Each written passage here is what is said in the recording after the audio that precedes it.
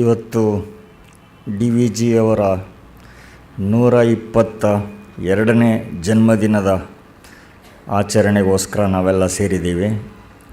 ನಮಗೆಲ್ಲ ಇದೊಂದು ಉತ್ಸವ ಪರ್ವ. ಡಿ ವಿ ಜಿ ಈ ಸಂಸ್ಥೆಯ ಸ್ಥಾಪಕರು, ಕಟ್ಟಿ ಬೆಳೆಸಿದವರು ಎನ್ನುವುದೊಂದೇ ಇದಕ್ಕೆ ಕಾರಣ ಅಲ್ಲ. ಅವರ ವೈಚಾರಿಕ ವಾರಸಿಕೆ ಏನಿದೆ ಅದು ಬಹಳ ಕಾಲ ಉಳಿಯುವಂಥದ್ದು. ಅವರು ಸ್ವರ್ಗವಾಸಿಗಳಾಗಿ 34 ವರ್ಷ ಆಗಿದೆ, ಅಂದರೆ ಒಂದು ಪೀಳಿಗೆಯಷ್ಟು ಕಾಲ ಸಂದಿದೆ. ಆದರೂ ಅವರ ಪ್ರಮುಖ ಬರಹಗಳೆಲ್ಲ ಇವತ್ತಿಗೂ ಚಲಾವಣೆಯಲ್ಲಿವೆ, ಜನಪ್ರಿಯತೆಯನ್ನು ಉಳಿಸಿಕೊಂಡಿವೆ. ಹೀಗೆ ಡಿ ವಿ ಜಿಯವರ ವಾರಸಿಕೆ ಜೀವಂತವಾಗಿದೆ. ಈ ಸಂಸ್ಥೆಯ ನಮಗಂತೂ ಡಿ ವಿ ಜಿಯವರ ಸ್ಮರಣೆ ಮತ್ತು ಅವರ ಕೃತಿಗಳ ಅನುಸಂಧಾನ ಒಂದು ಸಂತೋಷದ ಕರ್ತವ್ಯವೇ ಆಗಿದೆ. ಇದೇ ಸಂದರ್ಭದಲ್ಲಿ ಡಿ ವಿ ಜಿಯವರ ಬಗ್ಗೆ ಅತಿಶಯ ಶ್ರದ್ಧೆ ಇರಿಸಿಕೊಂಡಿದ್ದ ಡಿ ವಿ ಜಿ ಜನ್ಮದಿನಾಚರಣೆ ಸಲುವಾಗಿಯೇ ಜಡೆ ಮಾದಪ್ಪ, ಪುಟ್ಟನಂಜಮ್ಮ ದತ್ತಿಯನ್ನು ಏರ್ಪಡಿಸಿದ್ದ ನಮ್ಮ ಮಿತ್ರರು ದಿವಂಗತ ಪೂರಿಗಾಲಿ ಬಸವರಾಜ್ ಅವರ ಸಾಹಿತ್ಯ ಕೈಂಕರ್ಯವನ್ನು ನೆನೆಯೋದು ನನ್ನ ಕರ್ತವ್ಯ ಆಗಿದೆ. ಈ ವರ್ಷದ ಡಿ ವಿ ಜಿ ಜನ್ಮದಿನೋಪನ್ಯಾಸ ನೀಡೋದಕ್ಕೆ ದೂರದ ಉತ್ತರ ಕನ್ನಡ ಜಿಲ್ಲೆಯ ಕುಮಟಾದಿಂದ ಮಿತ್ರರಾದ ಡಾಕ್ಟರ್ ಮಹೇಶ್ ಅಡಕೋಳಿ ಅವರು ಆಗಮಿಸಿದ್ದಾರೆ. ಈ ವೇದಿಕೆಗೆ ಡಾಕ್ಟರ್ ಮಹೇಶ್ ಅಡಕೋಳಿ ಅವರ ಅಪರಿಚಿತರೇನಲ್ಲ. 2 ವರ್ಷ ಹಿಂದೆ ಅಲಂಕಾರಶಾಸ್ತ್ರದ ಪ್ರಮುಖ ಪ್ರಮೇಯಗಳು ಮತ್ತು ಔಚಿತ್ಯ ಸಿದ್ಧಾಂತ ಕುರಿತು ಅವರ ಉದ್ಬೋಧಕ ಉಪನ್ಯಾಸಗಳು ಇಲ್ಲಿ ನಡೆದಿದ್ದವು. ಖ್ಯಾತ ವಿದ್ವಾಂಸರು, ವಿಶೇಷವಾಗಿ ಅಲಂಕಾರಶಾಸ್ತ್ರ, ತರ್ಕಶಾಸ್ತ್ರಗಳಲ್ಲಿ ಪರಿಶ್ರಮ ಮಾಡಿದ್ದಾರೆ. ಕುಮಟಾದ ಎ ವಿ ಬಾಳಿಗ ಕಲಾ ಮತ್ತು ವಿಜ್ಞಾನ ಕಾಲೇಜಿನಲ್ಲಿ ಸಂಸ್ಕೃತ ಪ್ರಾಧ್ಯಾಪಕರಾಗಿದ್ದಾರೆ. ಹಲವಾರು ರಾಷ್ಟ್ರೀಯ, ಅಂತಾರಾಷ್ಟ್ರೀಯ ವಿಚಾರ ಸಂಕಿರಣಗಳಲ್ಲಿ ಶೋಧ ಪ್ರಬಂಧಗಳನ್ನು ಮಂಡಿಸಿದ್ದಾರೆ. ಹಲವಾರು ಶ್ರೇಷ್ಠ ಗ್ರಂಥಗಳನ್ನು ಬರೆದಿದ್ದಾರೆ. ಪ್ರಮುಖವಾಗಿ ಇವರ concept of ಔಚಿತ್ಯ in Sanskrit poetics ಇದು ಅಲಂಕಾರಶಾಸ್ತ್ರಕ್ಕೆ ಒಂದು ಬಹಳ ಒಳ್ಳೆಯ ಕೊಡುಗೆ ಆಗಿದೆ. ಭೋಜರಾಜನ ಪ್ರಸಿದ್ಧ ಕೃತಿ ಚಂಪು ರಾಮಾಯಣವನ್ನು ಕನ್ನಡಕ್ಕೆ ಅನುವಾದ ಮಾಡಿದ್ದಾರೆ. ಬಾಲಕಾಂಡ, ಕಿಷ್ಕಿಂಧಾಕಾಂಡಗಳು ಪ್ರಕಟ ಆಗಿವೆ. ಇವರ ಇನ್ನೊಂದು ಜನಪ್ರಿಯ ಕೃತಿ ಜಟಿಲವಾದ ಶಾಸ್ತ್ರಗ್ರಂಥ ಅನ್ನಂಭಟ್ಟ ರಚಿತ ತರ್ಕ ಸಂಗ್ರಹ, ಅದನ್ನು ವ್ಯಾಖ್ಯಾನ ಸಹಿತ ಕನ್ನಡಕ್ಕೆ ಅನುವಾದ ಮಾಡಿದ್ದಾರೆ. ಅದು ಕೂಡ ಬಹಳ ಜನಪ್ರಿಯತೆಯನ್ನು ಪಡ್ಕೊಂಡಿದೆ. ಸಂಸ್ಕೃತ ಶ್ರವ್ಯಕಾವ್ಯಗಳ ಸಂಕ್ಷಿಪ್ತ ಇತಿಹಾಸವೊಂದನ್ನು ಕೂಡ ಡಾಕ್ಟರ್ ಮಹೇಶ್ ಅಡಕೋಳಿ ಅವರು ಬರೆದಿದ್ದಾರೆ. ಹೀಗೆ ಸ್ವತಂತ್ರ ಶೋಧ ಪ್ರವೃತ್ತಿ, ಶಾಸ್ತ್ರ ಪರಂಪರೆಯ ಅಧಿಷ್ಠಾನ ಎರಡೂ ಮಿಳಿತವಾಗಿರುವ ವಿರಳ ಪಂಕ್ತಿಯ ವಿದ್ವಾಂಸರು ಡಾಕ್ಟರ್ ಮಹೇಶ್ ಅಡಕೋಳಿ ಅವರು.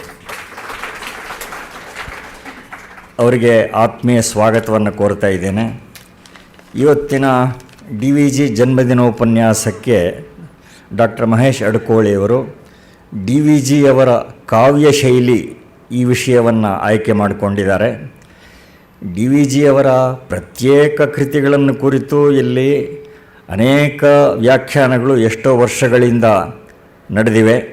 ಆದರೆ ಭಾಷೆ ಶೈಲಿಗಳಿಗೂ ಕೂಡ ಡಿ ವಿ ಜಿಯವರ ಕೊಡುಗೆ ಕಡಿಮೆ ಏನಲ್ಲ. ಅವರು ರೂಢಿಸಿ ಹದಗೊಳಿಸಿದ ಕಾವ್ಯದ ನುಡಿಗಟ್ಟು ತನ್ನದೇ ಆದ ಪ್ರತ್ಯೇಕತೆಯನ್ನು ಪಡೆದಿದೆ. ಡಿ ವಿ ಜಿಯವರ ಕಾವ್ಯ ಶೈಲಿ ಈ ವಿಷಯವನ್ನು ಕುರಿತು ಮಿತ್ರರಾದ ಡಾಕ್ಟರ್ ಮಹೇಶ್ ಅಡಕೋಳಿಯವರು ತಮ್ಮ ಉಪನ್ಯಾಸವನ್ನು ಆರಂಭಿಸಬೇಕು ಅಂತ ಪ್ರಾರ್ಥನೆ ಮಾಡ್ತೇನೆ. ಕೂತ್ಕೊಳ್ಬೇಕಾದ್ರೂ ಮಾತಾಡ್ಬೋದು, ನಿಂತ್ಕೊಂಡು.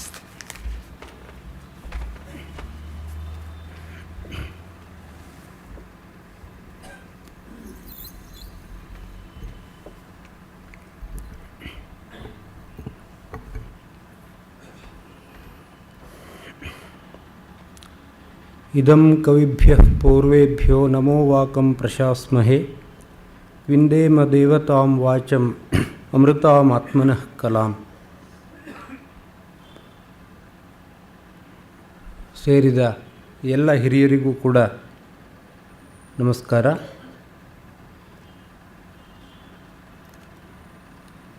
ನನ್ನ ಮೇಲಿನ ಅಭಿಮಾನದಿಂದ ಈ ಸಂಸ್ಥೆ ನನ್ನನ್ನು ಇಲ್ಲಿಗೆ ಆಮಂತ್ರಿಸಿ ನನ್ನ ಬದುಕನ್ನು ರೂಪಿಸುವಲ್ಲಿ ಬಹಳ ದೊಡ್ಡ ಕೊಡುಗೆಯನ್ನಿತ್ತ ಸನ್ಮಾನ್ಯ DVG ಅವರ ಸಲುವಾಗಿ ಕುರಿತಾಗಿ ಒಂದು ಉಪನ್ಯಾಸವನ್ನು ಮಾಡುವುದಕ್ಕೆ ನನ್ನನ್ನು ಆಮಂತ್ರಿಸಿದ್ದಕ್ಕೆ ಈ ಸಂಸ್ಥೆಗೆ, ಹಿರಿಯರಾದ ಶ್ರೀ ರಾಮಸ್ವಾಮಿಗಳಿಗೆ ಮತ್ತು ಶ್ರೋತೃಗಳಾದ ತಮಗೆಲ್ಲರಿಗೂ ಕೂಡ ನನ್ನ ಅನಂತ ನಮಸ್ಕಾರಗಳು.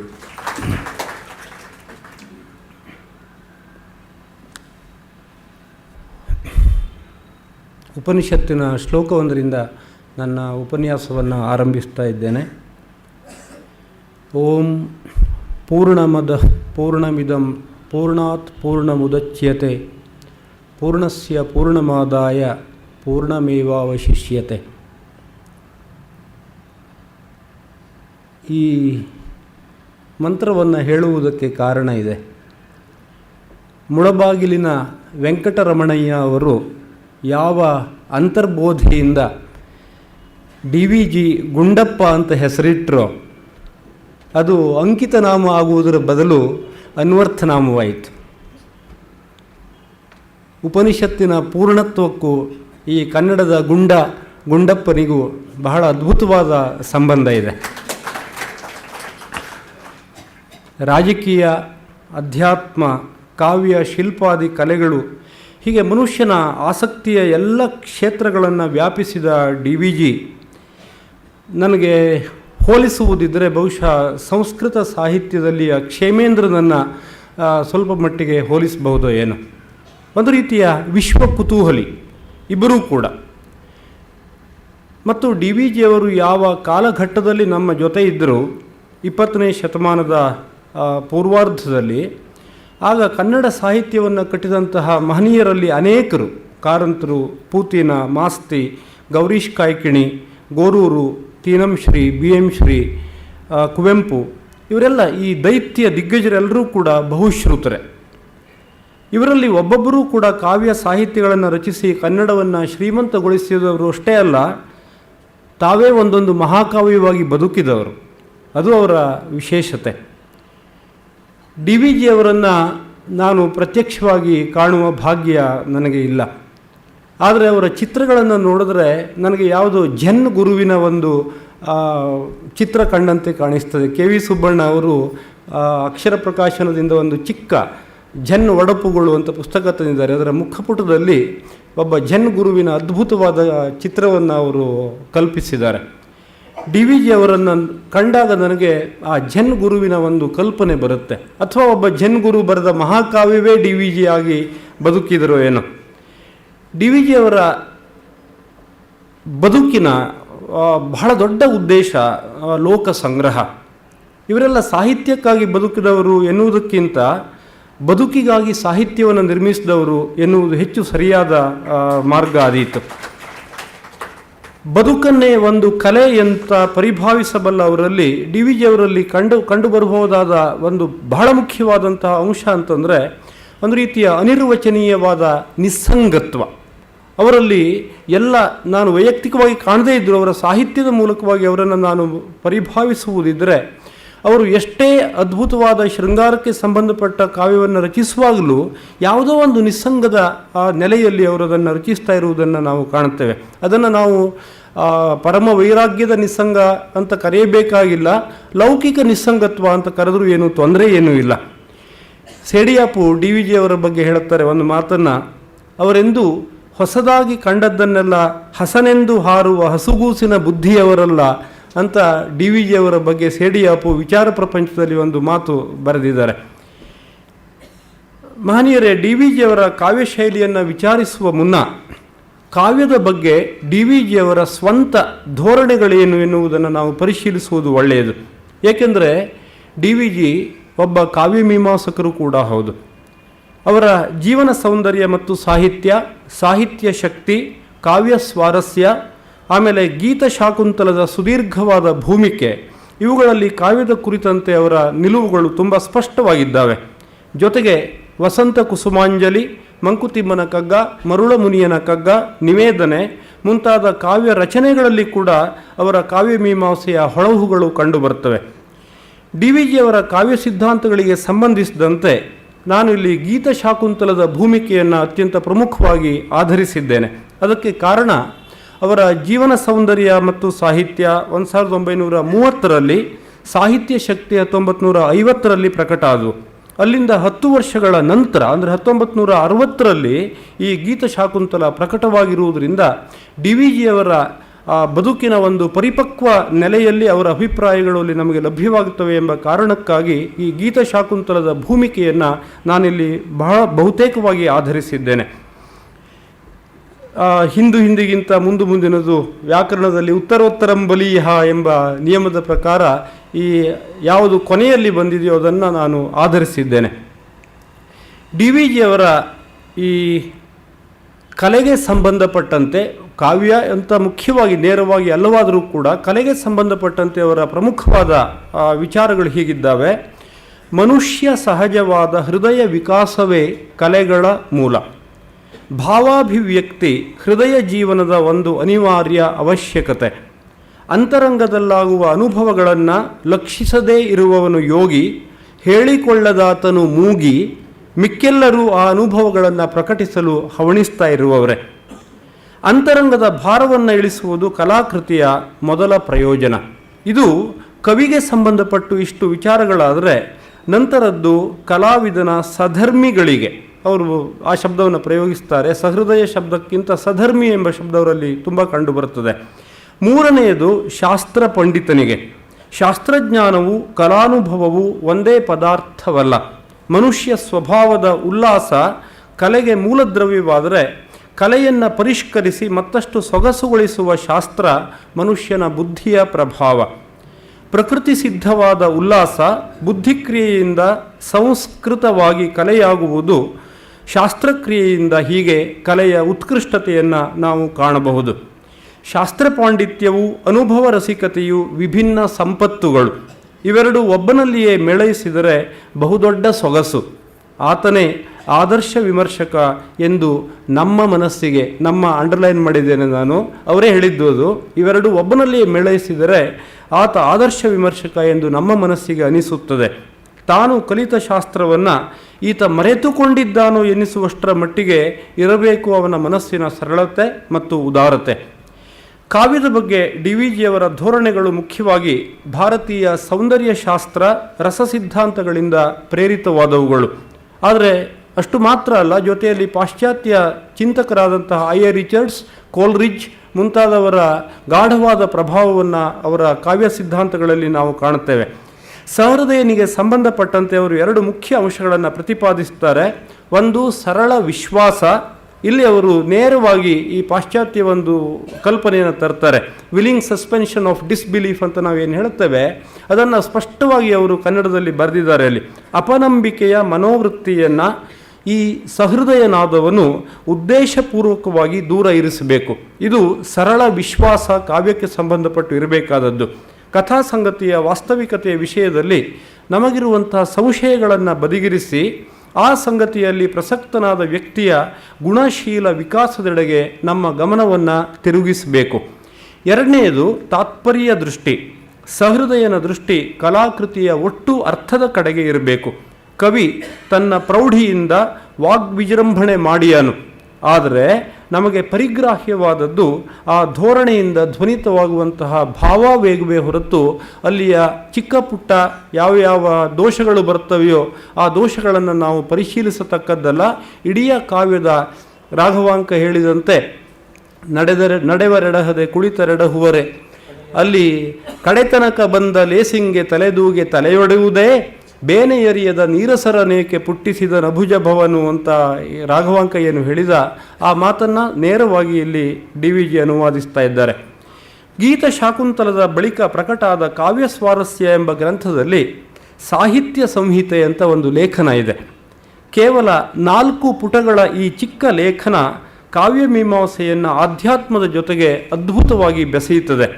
ತೈತ್ತಿರಿಯ ಉಪನಿಷತ್ತು ಹೇಳುವಂತಹ 5 ಸಂಹಿತೆಗಳಿಗೆ ಸಂವಾದಿಯಾಗಿ DVG, ನಾವು ವಿಶ್ವಾಮಿತ್ರ ಋಷಿ ಗಾಯತ್ರಿ ಛಂದ ಸವಿತಾ ದೇವತಾ ಅಂತ ಏನು ಹೇಳ್ತೇವೆ, ಹಾಗೆ ನಾನಿಲ್ಲಿ DVG ಋಷಿ ಕವಿತಾ ದೇವತಾ ಅಂತ ಇಟ್ಟುಕೊಂಡು ಅವರದೇ ಆದ ಒಂದು ಹೊಸ ಈ ಸಂಹಿತೆ ಏನಿದೆ ಅದನ್ನು ತಮ್ಮೆದುರಿಡುತ್ತಾ ಇದ್ದೇನೆ. ಇದು ಹೀಗಿದೆ: ಅಥ ಅಧಿಕಾವ್ಯಂ ಕವಿ ಪ್ರತಿಭಾ ಪೂರ್ವರೂಪಂ ಶ್ರೋತೃಹೃದಯಂ ಉತ್ತರರೂಪಂ ರಸಾನುಭೂತಿ ಸಂಧಿ ವಾಕ್ಕೌಶಲಂ ಸಂಧಾನಂ ಇತ್ಯಧಿಕಾವ್ಯಂ. ಇದೇ ಈ ಸಂಹಿತೆಯನ್ನು ಆಧಾರವಾಗಿಟ್ಟುಕೊಂಡು ನನ್ನ ಆತ್ಮೀಯ ಸ್ನೇಹಿತರಾದ ಶತಾವಧಾನಿಗಳು ನಾನು ಔಚಿತ್ಯ ವಿಚಾರ ಚರ್ಚೆಯ ಬಗ್ಗೆ ಸಂಶೋಧನೆ ನಡೆಸುವಾಗ ಇದೇ ರೀತಿಯ ಮತ್ತೊಂದು ಸಂಹಿತೆಯನ್ನು ಔಚಿತ್ಯಂ ಸಂಧಿಹಿ ಅಂತ ಒಂದು ಹೊಸ ಸಂಹಿತೆಯನ್ನು ರೂಪಿಸಿಕೊಟ್ಟಿದ್ದರು. ಸ್ನೇಹಿತರೆ, ಈ ಯಾವ ಒಂದು ಸಂಹಿತೆ ಇದೆ, DVG ಅವರು ಹೇಳಿದ್ದು ಅಥ ಅಧಿಕಾವ್ಯಂ ಕವಿ ಪ್ರತಿಭಾ ಪೂರ್ವರೂಪಂ ಶ್ರೋತೃಹೃದಯಂ ಉತ್ತರರೂಪಂ ರಸಾನುಭೂತಿ ಸಂಧಿ ವಾಕ್ಕೌಶಲಂ ಸಂಧಾನಂ ಇತ್ಯಧಿಕಾವ್ಯಂ. ಇದು DVG ಅವರ ಕಾವ್ಯಮೀಮಾಂಸೆ ಅಷ್ಟೇ ಅಲ್ಲ, ಬಹುಶಃ ಭಾರತೀಯ ಕಾವ್ಯಮೀಮಾಂಸೆಯ ಬಗ್ಗೆ ಇನ್ನೂ ಮುಂದಿನ ಮಾತಿಲ್ಲ. ನಾವು ಇದಕ್ಕೂ ಮುಂದೆ ಹೋಗುವುದಕ್ಕೆ ಸಾಧ್ಯ ಇಲ್ಲ. ಈ ಹಿನ್ನೆಲೆಯಲ್ಲಿ DVG ಅವರ ಕಾವ್ಯಶೈಲಿಯ ಬಗ್ಗೆ ಕೆಲವು ಮಾತುಗಳನ್ನು ಪ್ರಸ್ತಾಪಿಸುವುದಕ್ಕೆ ದಯವಿಟ್ಟು ಅನುಮತಿಸಿ. ಶೈಲಿ ಅಂದರೆ ಏನು? DVG ಅವರ ಕಾವ್ಯಶೈಲಿ ಅಂತ ನಾವಿಲ್ಲಿ ಮಾತನಾಡಲು ತೊಡಗಿದಾಗ ಶೈಲಿ ಅಂದರೆ ಏನು? ಶೀಲಸ್ಯ ಇಯಂ ಶೈಲಿ ಅಂತ ಅದರ ವಿವರಣೆಯನ್ನು ನಾವು ಕೋಶಗಳಲ್ಲಿ ಕಾಣುತ್ತೇವೆ. ಕುಲ್ಲೂಕ ಭಟ್ಟ ಎನ್ನುವವನು ಒಂದು ಅದ್ಭುತವಾದ ಮಾತು ಹೇಳ್ತಾನೆ. ಶೀಲಸ್ಯ ಇಯಂ ಎಂಬುದಕ್ಕೆ ಸಂಬಂಧಪಟ್ಟು ಒಂದು ಮಾತು ಬರ್ತದೆ. ಪ್ರಾಯೇಣ ಆಚಾರ್ಯಾಣಾಂ ಇಯಂ ಶೈಲಿ, ತುಂಬ ಅದ್ಭುತವಾಗಿದೆ ಈ ಮಾತು. ಪ್ರಾಯೇಣ ಆಚಾರ್ಯಾಣಾಂ ಇಯಂ ಶೈಲಿ ಯತ್ ಸ್ವಾಭಿಪ್ರಾಯಮಪಿ ಪರೋಪದೇಶಮಿವ ವರ್ಣಯಂತಿ. ಇದು ಕುಲ್ಲೂಕ ಭಟ್ಟನ ಒಂದು ಹೇಳಿಕೆ. ಅಲ್ಲಿ ಶೈಲಿ ಎಂಬ ಶಬ್ದವನ್ನು ಅವನು ಪ್ರಯೋಗಿಸಿದ ಶೀಲಸ್ಯ ಇಯಂ ಎಂಬ ಅರ್ಥದಲ್ಲಿ. ಆಮೇಲೆ ಶೈಲಿ, ಶಿಲಾ ವಿಗ್ರಹಕ್ಕೂ ಶೈಲಿ ಅಂತ ಪ್ರಯೋಗ ಇದೆ. ದಶವರ್ಷ ಸಹಸ್ರಾಣಿ ಶೈಲಿ ಸ್ಥಾಸ್ಯತಿ ದುರ್ಭಗೆ, ರಾಮಾಯಣದಲ್ಲಿ ಬರುವಂತಹ ಮಾತು ಶೈಲಿ ಶಿಲೆಗೆ ಸಂಬಂಧಪಟ್ಟು. ಶೀಲ ವರ್ತನೆ ನಡತೆ ಸ್ಥಿರ ಶೈಲಿ ಗುಣವತಾಂ ಖಲವಾಚಾನ ಬಾಧ್ಯತೆ ಅಂತ ಸುಭಾಷಿತಗಳಲ್ಲಿ ಏನು ಬರ್ತದೆ, ಅಲ್ಲಿಯೂ ಶೈಲಿ ಪ್ರಯೋಗ ಇದೆ. ಈ ಶೈಲಿ ಶಬ್ದವನ್ನು ನಾವು ಇಂದು ಈ ಇಂಗ್ಲೀಷ್ ಕಾವ್ಯಮೀಮಾಂಸೆಯ ಸ್ಟೈಲ್ ಎಂಬುದಕ್ಕೆ ಸಂವಾದಿಯಾಗಿ ಪ್ರಯೋಗಿಸ್ತಾ ಇದ್ದೇವೆ ಬಹುಶಃ. ಮತ್ತು ಇದಕ್ಕೆ ನಮ್ಮ ಕಾವ್ಯಮೀಮಾಂಸೆಯ ಪಾಶ್ಚಾತ್ಯ ಕಾವ್ಯಮೀಮಾಂಸೆಯ ಗ್ರಂಥಗಳಲ್ಲಿ ಮತ್ತು ಕೋಶಗಳಲ್ಲಿ ಇದೊಂದು ವಿವರಣೆ ಇದೆ. Style is manner of writing or speaking. ಇಲ್ಲಿ ಬ್ರ್ಯಾಕೆಟ್ನಲ್ಲಿ ಒಂದು ಮಾತು ಬರ್ತದೆ. Style is manner of writing or speaking contrasted with the subject matter. Contrasted with the subject matter, manner of doing anything, especially when it is characteristic of an artist or of a period of art. ಇದು style ಎಂಬುದಕ್ಕೆ ಸಂಬಂಧಿಸಿ ಈ ಕೋಶಗಳಲ್ಲಿ ಕೊಟ್ಟಿರುವಂತಹ ವಿವರಣೆ. ಶೈಲಿ ಎಂಬುದು ಶೀಲಕ್ಕೆ ಸಂಬಂಧಪಟ್ಟಿದ್ದು. ಆದ್ದರಿಂದ ನಾನಿಲ್ಲಿ ಸ್ವಲ್ಪ ಬೇರೆಯ ಪ್ರತಿಪಾದನೆಯನ್ನು ಮಾಡ್ತಾ ಇದ್ದೇನೆ. ಈ ಇಂಗ್ಲೀಷ್ ಸ್ಟೈಲ್ ಎಂಬುದಕ್ಕೆ ವ್ಯಾಖ್ಯೆಗೆ ಬದಲಾಗಿ ಬೇರೆಯ ಒಂದು ದಿಕ್ಕನ್ನು ನಾನು ಆಯ್ದುಕೊಂಡಿದ್ದೇನೆ. ಶೈಲಿ ಶೀಲಕ್ಕೆ ಸಂಬಂಧಿಸಿದ್ದಾದ್ದರಿಂದ ಬರಿಯ ಅಭಿವ್ಯಕ್ತಿ ಅಥವಾ ವರ್ಣನಾ ವಿಧಾನ ಮಾತ್ರ ಶೈಲಿ ಆಗುವುದಿಲ್ಲ. ಬದಲಾಗಿ ವರ್ಣನೆಗೆ ಯಾವುದು ವಸ್ತುವೋ ಅದನ್ನು ತನ್ನದೇ ಆದ ರೀತಿಯಲ್ಲಿ ಯಾವ ಕವಿ ಕಾಣ್ತಾನೆಯೋ ಅದು ಅವನ ಶೈಲಿ. ಆದ್ದರಿಂದ ಶೈಲಿಯನ್ನು ಕೇವಲ ಕಾಂಟ್ರಾಸ್ಟೆಡ್ ವಿತ್ ಸಬ್ಜೆಕ್ಟ್ ಮ್ಯಾಟರ್, ದರ್ಶನ ಅಂತ ನಾವೇನು ಹೇಳ್ತೇವೆ, ಅದಕ್ಕೆ ಕಾಂಟ್ರಾಸ್ಟ್ ಆದದ್ದನ್ನು ವರ್ಣನವನ್ನು ಮಾತ್ರ ಶೈಲಿ ಅಂತ ನಾನು ಪರಿಗಣಿಸುವುದಿಲ್ಲ. ಇವೆರಡೂ ಸೇರಿಕೊಂಡು ನಾನು ಶೈಲಿ, ಅದು ಅವನ ಶೈಲಿ, ಅವನಿಗೆ ಸಂಬಂಧಪಟ್ಟದ್ದು ಅಂತ. ಅಂದರೆ ಕಾವ್ಯದ ಅಭಿವ್ಯಕ್ತಿ ಹಾಗೂ ಕಾವ್ಯದ ವಸ್ತು ದರ್ಶನ ಇವೆರಡೂ ಸೇರಿಕೊಂಡು ಕವಿಯ ಅನನ್ಯತೆಯನ್ನು ಏನು ದಾಖಲಿಸ್ತವೆ, ಈ ಅನನ್ಯತೆಯೇ ಕವಿಯ ಶೈಲಿ ಅಂತ ನಾನು ಭಾವಿಸ್ತೇನೆ. ಮತ್ತು ಒಂದು ಮಾತು, ಅಭಿವ್ಯಕ್ತಿ ಹಾಗೂ ಅದರ ವಸ್ತು ಇವೆರಡೂ ಮೂಲತಃ ಬೇರೆ ಬೇರೆ ಅಂತ ಕಲ್ಪಿಸುವುದೇ ಸರಿಯಲ್ಲ ಅಂತ ನನಗನ್ನಿಸ್ತದೆ. ಏಕೆಂದರೆ ವಸ್ತು ಎನ್ನುವುದು ಕವಿಯ ಆ ಒಂದು ಅಂತರಂಗದಲ್ಲಿ ರೂಪುಗೊಳ್ತಾ ಇರುವಾಗಲೇ ಅದರ ಅಭಿವ್ಯಕ್ತಿ ಸ್ವರೂಪವೂ ಕೂಡ ನಿರ್ಧಾರ ಆಗ್ತಾ ಇರ್ತದೆ. ಭರ್ತೃಹರಿ ಹೇಳಿದಂತೆ ಅನುವಿದ್ಧಮಿವ ಜ್ಞಾನಂ ಸರ್ವಂ ಶಬ್ದೇನ ಭಾಸತೆ. ಈಗ ಒಂದು ತಾಯ ಗರ್ಭದಲ್ಲಿ ಒಂದು ಭ್ರೂಣ ರೂಪುಗೊಳ್ತಾ ಇರುವಾಗ ಆ ಭ್ರೂಣದ ಬೆಳವಣಿಗೆ ಅದು ಬೇರೆಯಲ್ಲ, ಆ ಭ್ರೂಣದ ಸ್ವರೂಪ ಬೇರೆಯಲ್ಲ. ಹೀಗಾಗಿ ಸ್ವರೂಪ ಮತ್ತು ಆ ರೂಪದ ವಿನ್ಯಾಸ ಬೆಳವಣಿಗೆ ಆಗ್ತಾ ಇರುವಂತಹ ಒಂದು ವಿಧಾನ ಇವೆರಡೂ ಒಂದಕ್ಕೊಂದು ಪರಸ್ಪರ ಸಂಬಂಧಿಸಿರುವಂಥವುಗಳು. ಅವರನ್ನು ಪ್ರತ್ಯೇಕವಾಗಿ ಭಾವಿಸುವುದು ಸರಿಯಲ್ಲ ಅಂತ ನನಗೆ ಅನ್ನಿಸ್ತದೆ. ಹೀಗಾಗಿ ಡಿ ವಿ ಜಿಯವರ ಈ ಕಾವ್ಯ ವಸ್ತು ದರ್ಶನವನ್ನು ನಾವು ಅದನ್ನು ಕೂಡ ಕಂಡುಕೊಂಡು ಅವರ ವರ್ಣನಾ ವಿಧಾನದ ಬಗ್ಗೆ ಅನಂತರ ಹೋಗಬಹುದು ಅಂತ ಅನ್ನಿಸ್ತದೆ. ಅವರ ಬಾಳಿಗೊಂದು ನಂಬಿಕೆ, ಸಂಸ್ಕೃತಿ, ದೇವರು ಒಂದು ವಿಚಾರ ಲಹರಿ, ಉಮರನ ಹೊಸಗೆಯ ಮುನ್ನುಡಿ, ಋತ ಸತ್ಯ ಧರ್ಮ, ಜೀವನ ಧರ್ಮಯೋಗ ಮುಂತಾದವುಗಳಲ್ಲಿ ಡಿ ವಿ ಜಿಯವರ ಸಮಗ್ರವಾದಂತಹ ಜೀವನದ ದರ್ಶನ ಮತ್ತು ಅವರ ಕಾವ್ಯ ವಸ್ತುಗಳಲ್ಲಿ ಯಾವ ಒಂದು ದರ್ಶನವನ್ನು ನಾವು ಕಾಣುತ್ತೇವೆ, ಆ ದರ್ಶನದ ಮೂಲ ಸ್ವರೂಪಗಳು ಅಲ್ಲಿ ವಿಸ್ತರಿಸಿಕೊಂಡಿದ್ದಾವೆ. ಬಹುಶಃ ಡಿ ವಿ ಜಿಯವರು ಮೇಲಿಂದ ಮೇಲೆ ಹೇಳ್ತಾ ಇರುವಂಥದ್ದು, ಪ್ರಕೃತಿಯ ಮಾಯೆಗೆ ವಶನಾಗಿ ಮನುಷ್ಯ ಮೋಹಿತನಾಗಿ ಪತನ ಹೊಂದಿ ತಪಿಸುವುದು, ಮೇಲೇಳಲು ಮತ್ತೆ ಯತ್ನಿಸುವುದು, ಮತ್ತೆ ಸೆಳೆತಕ್ಕೊಳಗಾಗುವುದು, ಈ ನಿರಂತರವಾದಂತಹ ಯಾವ ಆ ಸಂಕರ್ಷಣ ಘರ್ಷಣ, ಅದರಿಂದ ಮೇಲೆದ್ದು ಬರುವಂತಹ ಮನುಷ್ಯನ ನೈತಿಕವಾದಂತಹ ಯಾವ ಹೋರಾಟ, ಇದು ಡಿ ವಿ ಜಿಯವರ ಆಸಕ್ತಿಯ ಮೂಲ ಕೇಂದ್ರ ಅಂತ ನನಗೆ ಅನ್ನಿಸ್ತದೆ. ಸರಿ ಎನಿಸಿದ್ದನ್ನು ಹಿಡಿಯಲೊಪ್ಪದ, ಹಿಡಿಯಲಾಗದ ಮತ್ತು ಸರಿ ಅಲ್ಲ ಎನಿಸಿದ್ದನ್ನು ಬಿಡಲಾಗದಂತಹ ಮನುಷ್ಯನ ಸಂಕಟ ಏನಿದೆ, ಇದನ್ನು ಕೌರವ ಕಾಂಪ್ಲೆಕ್ಸ್ ಅಂತ ಒಂದು ಹೊಸ ಶಬ್ದವನ್ನು ನಾನು ಕಾಯಿನ್ ಮಾಡುವುದಿದ್ರೆ, ಜಾನಾಮಿ ಧರ್ಮಂ ನಚಮೇ ಪ್ರವೃತ್ತಿ, ಜಾನಾಮ್ಯ ಧರ್ಮಂ ನಚಮೇ ನಿವೃತ್ತಿ, ಇದು Kaurava complex, Oedipus complex, Narcissus complex ಇತ್ಯಾದಿಗಳಿದ್ದಂತೆ ಒಂದು ಅದು ದುರ್ಯೋಧನ ಪ್ರಜ್ಞೆ, ಕೌರವ ಕಾಂಪ್ಲೆಕ್ಸ್ ಅಂತ ನಾವು ಇಟ್ಕೊಳ್ಬಹುದು. ಇದು ಎಲ್ಲ ಮನುಷ್ಯರಲ್ಲಿ ಮೂಲಭೂತವಾಗಿರುವಂಥದ್ದು. ಇದು ಡಿ ವಿ ಜಿಯವರ ಆಸಕ್ತಿಯ ಕೇಂದ್ರ ಅಂತ ನನಗೆ ಅನ್ನಿಸ್ತದೆ. ಆದರೆ ವ್ಯಕ್ತಿಗತ ನೆಲೆಯಲ್ಲಿ ಮಾತ್ರ ಡಿ ವಿ ಜಿಯವರ ನಿಲುವನ್ನು ಶ್ರೀರಾಮ ಪರೀಕ್ಷಣಂದಲ್ಲಿ ಬಹಳ ಅದ್ಭುತವಾಗಿ ಈ ಹನುಮಂತನ ಪ್ರಶ್ನೆಗೆ ರಾಮನ ಉತ್ತರ ಒಂದು ಮಾತು ಬರ್ತದೆ. ತಳೆದೊಳಗೀಶ ಸ್ಮೃತಿಯಂ ತೊಳಲುತೆ ಬಾಹ್ಯದಲ್ಲಿ ಲೋಕ ಜೀವಿತ ಪಥದೊಳ್ ತಿಳಿವುಂ ನಲಿವುಂ ಕೂಡಿದ ಬೆಳಕ್ ಇಳೆಗೆನಿಪ ಯಮಿಗೆ ಬಾಳುವೆ ಹೊರೆಯೇಂ ಅಂತ ಅಲ್ಲಿ ರಾಮ ಆ ಹನುಮಂತನಿಗೆ ಉತ್ತರಿಸ್ತಾನೆ. ಇದನ್ನೇ ನಾವು ಮಂಕುತಿಮ್ಮನ ಕಗ್ಗದಲ್ಲಿ ಬಹಳ ಸ್ಪಷ್ಟವಾಗಿ ಕಾಣುತ್ತೇವೆ. ಎರಡು ಕೋಣೆಗಳ ನೀಮ್ಮಾಡು ಮನದಾಲಯದಿ ಹೊರ ಕೋಣೆಯಲ್ಲಿ ಲೋಗರಾಟಗಳ ನಾಡು ವಿರಮಿಸೊಬ್ಬನೆ ಮೌನದೊಳಮನೆಯ ಶಾಂತಿಯಲಿ ವರಯೋಗ ಸೂತ್ರವಿದು ಮಂಕುತಿಮ್ಮ ಅಂತ. ಇದು ಅದೇ ವಿಷಯವೇ. ಇದು ಡಿ ವಿ ಜಿಯವರ ವೈಯಕ್ತಿಕವಾದ ಬದುಕಿನ ಒಂದು ವಿಧಾನ ಅಂತ ನನಗೆ ಅನ್ನಿಸ್ತದೆ. ಮತ್ತು ಆತ್ಮಸಾಕ್ಷಿಗೆ ವಿರುದ್ಧವಾಗಿ ಅವರು ಎಂದೂ ನಡೆದವರಲ್ಲ. ಅವರೇ ಡಿ ವಿ ಜಿಯವರೇ ಒಂದು ಕಡೆ ಹೇಳ್ಕೊಳ್ತಾರೆ, ನನ್ನ ಜಾತಕದಲ್ಲಿ ಫಕೀರತನ ಬರೆದಿದ್ದರಲ್ಲಿ ಆಶ್ಚರ್ಯ ಇಲ್ಲ ಅಂತ ಅವರೇ ಒಂದು ಕಡೆ ಬರೆದುಕೊಂಡಿದ್ದಾರೆ. ಸಂತಸ ಯಾವುದು? ವಿಕಸಿತ ಅಂತಃಕರಣವೇ ಸುಖದ ಮೂಲ. ಬಡ ಮನಸ್ಸೇ ಬಡತನವ ಮರುಳ ಮುನಿಯ ಅಂತ ಮರುಳ ಮುನಿಯನ ಕಗ್ಗದಲ್ಲಿ ಏನು ಹೇಳ್ತಾರೆ. ಹೀಗಾಗಿ ಮನಸ್ಸು ವಿಶಾಲವಾಗಿ ಶ್ರೀಮಂತವಾಗಿ ಇರುವಿಕೆ ನಿಜವಾದ ಬದುಕಿನ ಒಂದು ವಿಕಾಸದ ಸ್ಥಿತಿ ಅಂತ ಅವರು ಹೇಳುವುದನ್ನು ನಾವು ಕೇಳುತ್ತೇವೆ. ಮತ್ತು ಅವರಿಗೆ ಡಿ ವಿ ಜಿ ಅವರಿಗೆ ಬಹುಶಃ ನಮ್ಮ ಉಪನಿಷತ್ತುಗಳಲ್ಲಿ ಅತ್ಯಂತ ಪ್ರಿಯವಾದಂತಹ ಒಂದು ಉಪನಿಷತ್ತು ಅಂದರೆ ಈಶಾವಾಸ್ಯ. ಮತ್ತು ಅದರಲ್ಲಿಯ ಮೊದಲನೆಯ ಯಾವ ಒಂದು ಮಂತ್ರ ಇದೆ ಅದನ್ನು ಮೇಲಿಂದ ಮೇಲೆ ಈಶಾವಾಸ್ಯಮಿದಂ ಸರ್ವಂ ಯತ್ಕಿಂಚ ಜಗತ್ಯಾಂ ಜಗತ್ ತೇನ ತ್ಯಕ್ತೇನ ಭುಂಜೀತಾಹ ಮಾಗೃಧ ಕಸ್ಯ ಸ್ವಿಧನಂ ಅಂತ ಏನು ಹೇಳ್ತಾರೆ, ಇದನ್ನು ಮತ್ತೆ ಅವರು ಆವರ್ತನ ಮಾಡ್ತಾ ಇರ್ತಾರೆ. ಬಹುಶಃ ಅದು ಅವರ ಬದುಕಿನ ಒಂದು ಆಧಾರ ಸ್ತಂಭವಾಗಿ ರೂಪುಗೊಂಡಿತ್ತು ಅಂತ ಅನ್ನಿಸ್ತದೆ. ಆದ್ದರಿಂದ ತತ್ವ ಜಿಜ್ಞಾಸೆ, ಅಧ್ಯಾತ್ಮ ಚಿಂತನ ಅವರ ಎಲ್ಲ ಕಾವ್ಯಗಳ ಅಂತಃಸೂತ್ರವಾಗಿ ಪ್ರವಹಿಸುವುದನ್ನು ನಾವು ಕಾಣಬಹುದು. ಪ್ರಕೃತಿ ವರ್ಣನೆಯ ನಿವೇದನ ಎಂಬ ಅವರ ಕವನ ಸಂಕಲನವಾಗಲಿ, ಶಿಲ್ಪಕಲೆಯ ಬಗ್ಗೆ ಬರೆದ ಅಂತಃಪುರ ಗೀತೆಯಾಗಲಿ, ಎಲ್ಲೆಡೆಯಲ್ಲಿಯೂ ಯಾವುದೋ ಒಂದು ಅಧ್ಯಾತ್ಮದ ನಿಸ್ಸಂಗದ ಛಾಯೆ ಆವರಿಸಿರುವುದನ್ನು ನಾವು ಕಾಣಬಹುದು. ಉದಾಹರಣೆಗಾಗಿ ಜೋಗದ ವರ್ಣನೆಯನ್ನು ಅವರು ಮಾಡ್ತಾರೆ. ಅದರಲ್ಲಿ ಅತ್ಯದ್ಭುತವಾದ ಒಂದು ರೂಪಕ ನನ್ನ ಮನಸ್ಸಿಗೆ ಥಟ್ಟನೆ ಸೆಳೆದದ್ದು ಅಂತಂದರೆ, ಆ ಜೋಗದ ಆ ಒಂದು ನೀರಿನ ಆ ಪ್ರಪಾತ ಇದೆಯಲ್ಲ, ಪರದೈವ ಕರ್ಘ್ಯಮನಾದರದಿಂದಂ ಪ್ರಕೃತಿಯೀವ ತೆರದಿಂ, ಪರದೈವಕ್ಕೆ ಅರ್ಘ್ಯ ಪ್ರಕೃತಿ ಕೊಡ್ತಾ ಇದೆಯೋ ಎಂಬ ತೆರದಲ್ಲಿ ಆ ಜೋಗದ ಜಲಪಾತ ಕಾಣಿಸ್ತಾ ಇದೆಯಂತೆ.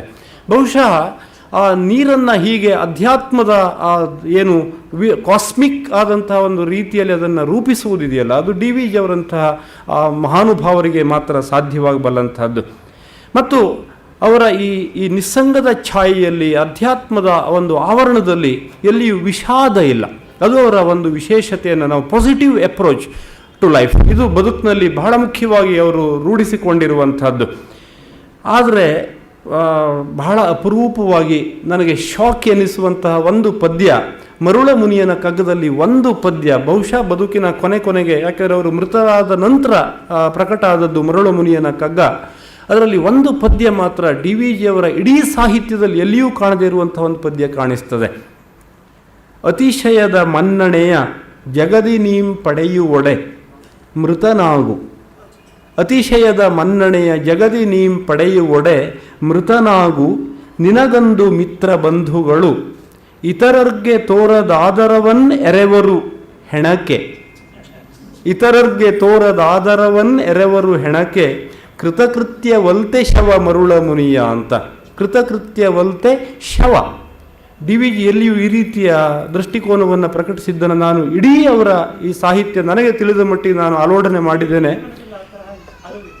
ಆದರೆ ಇಂಥ ಒಂದು ಏನು ದೀರ್ಘವಾದ ತೀವ್ರವಾದ ಒಂದು ನೈರಾಶ್ಯದ ಒಂದು ಭಾವವನ್ನು ಪ್ರಕಟಿಸುವುದಿಲ್ಲ, ಅವರು ಸಾಮಾನ್ಯವಾಗಿ ಪ್ರಕಟಿಸುವುದಿಲ್ಲ.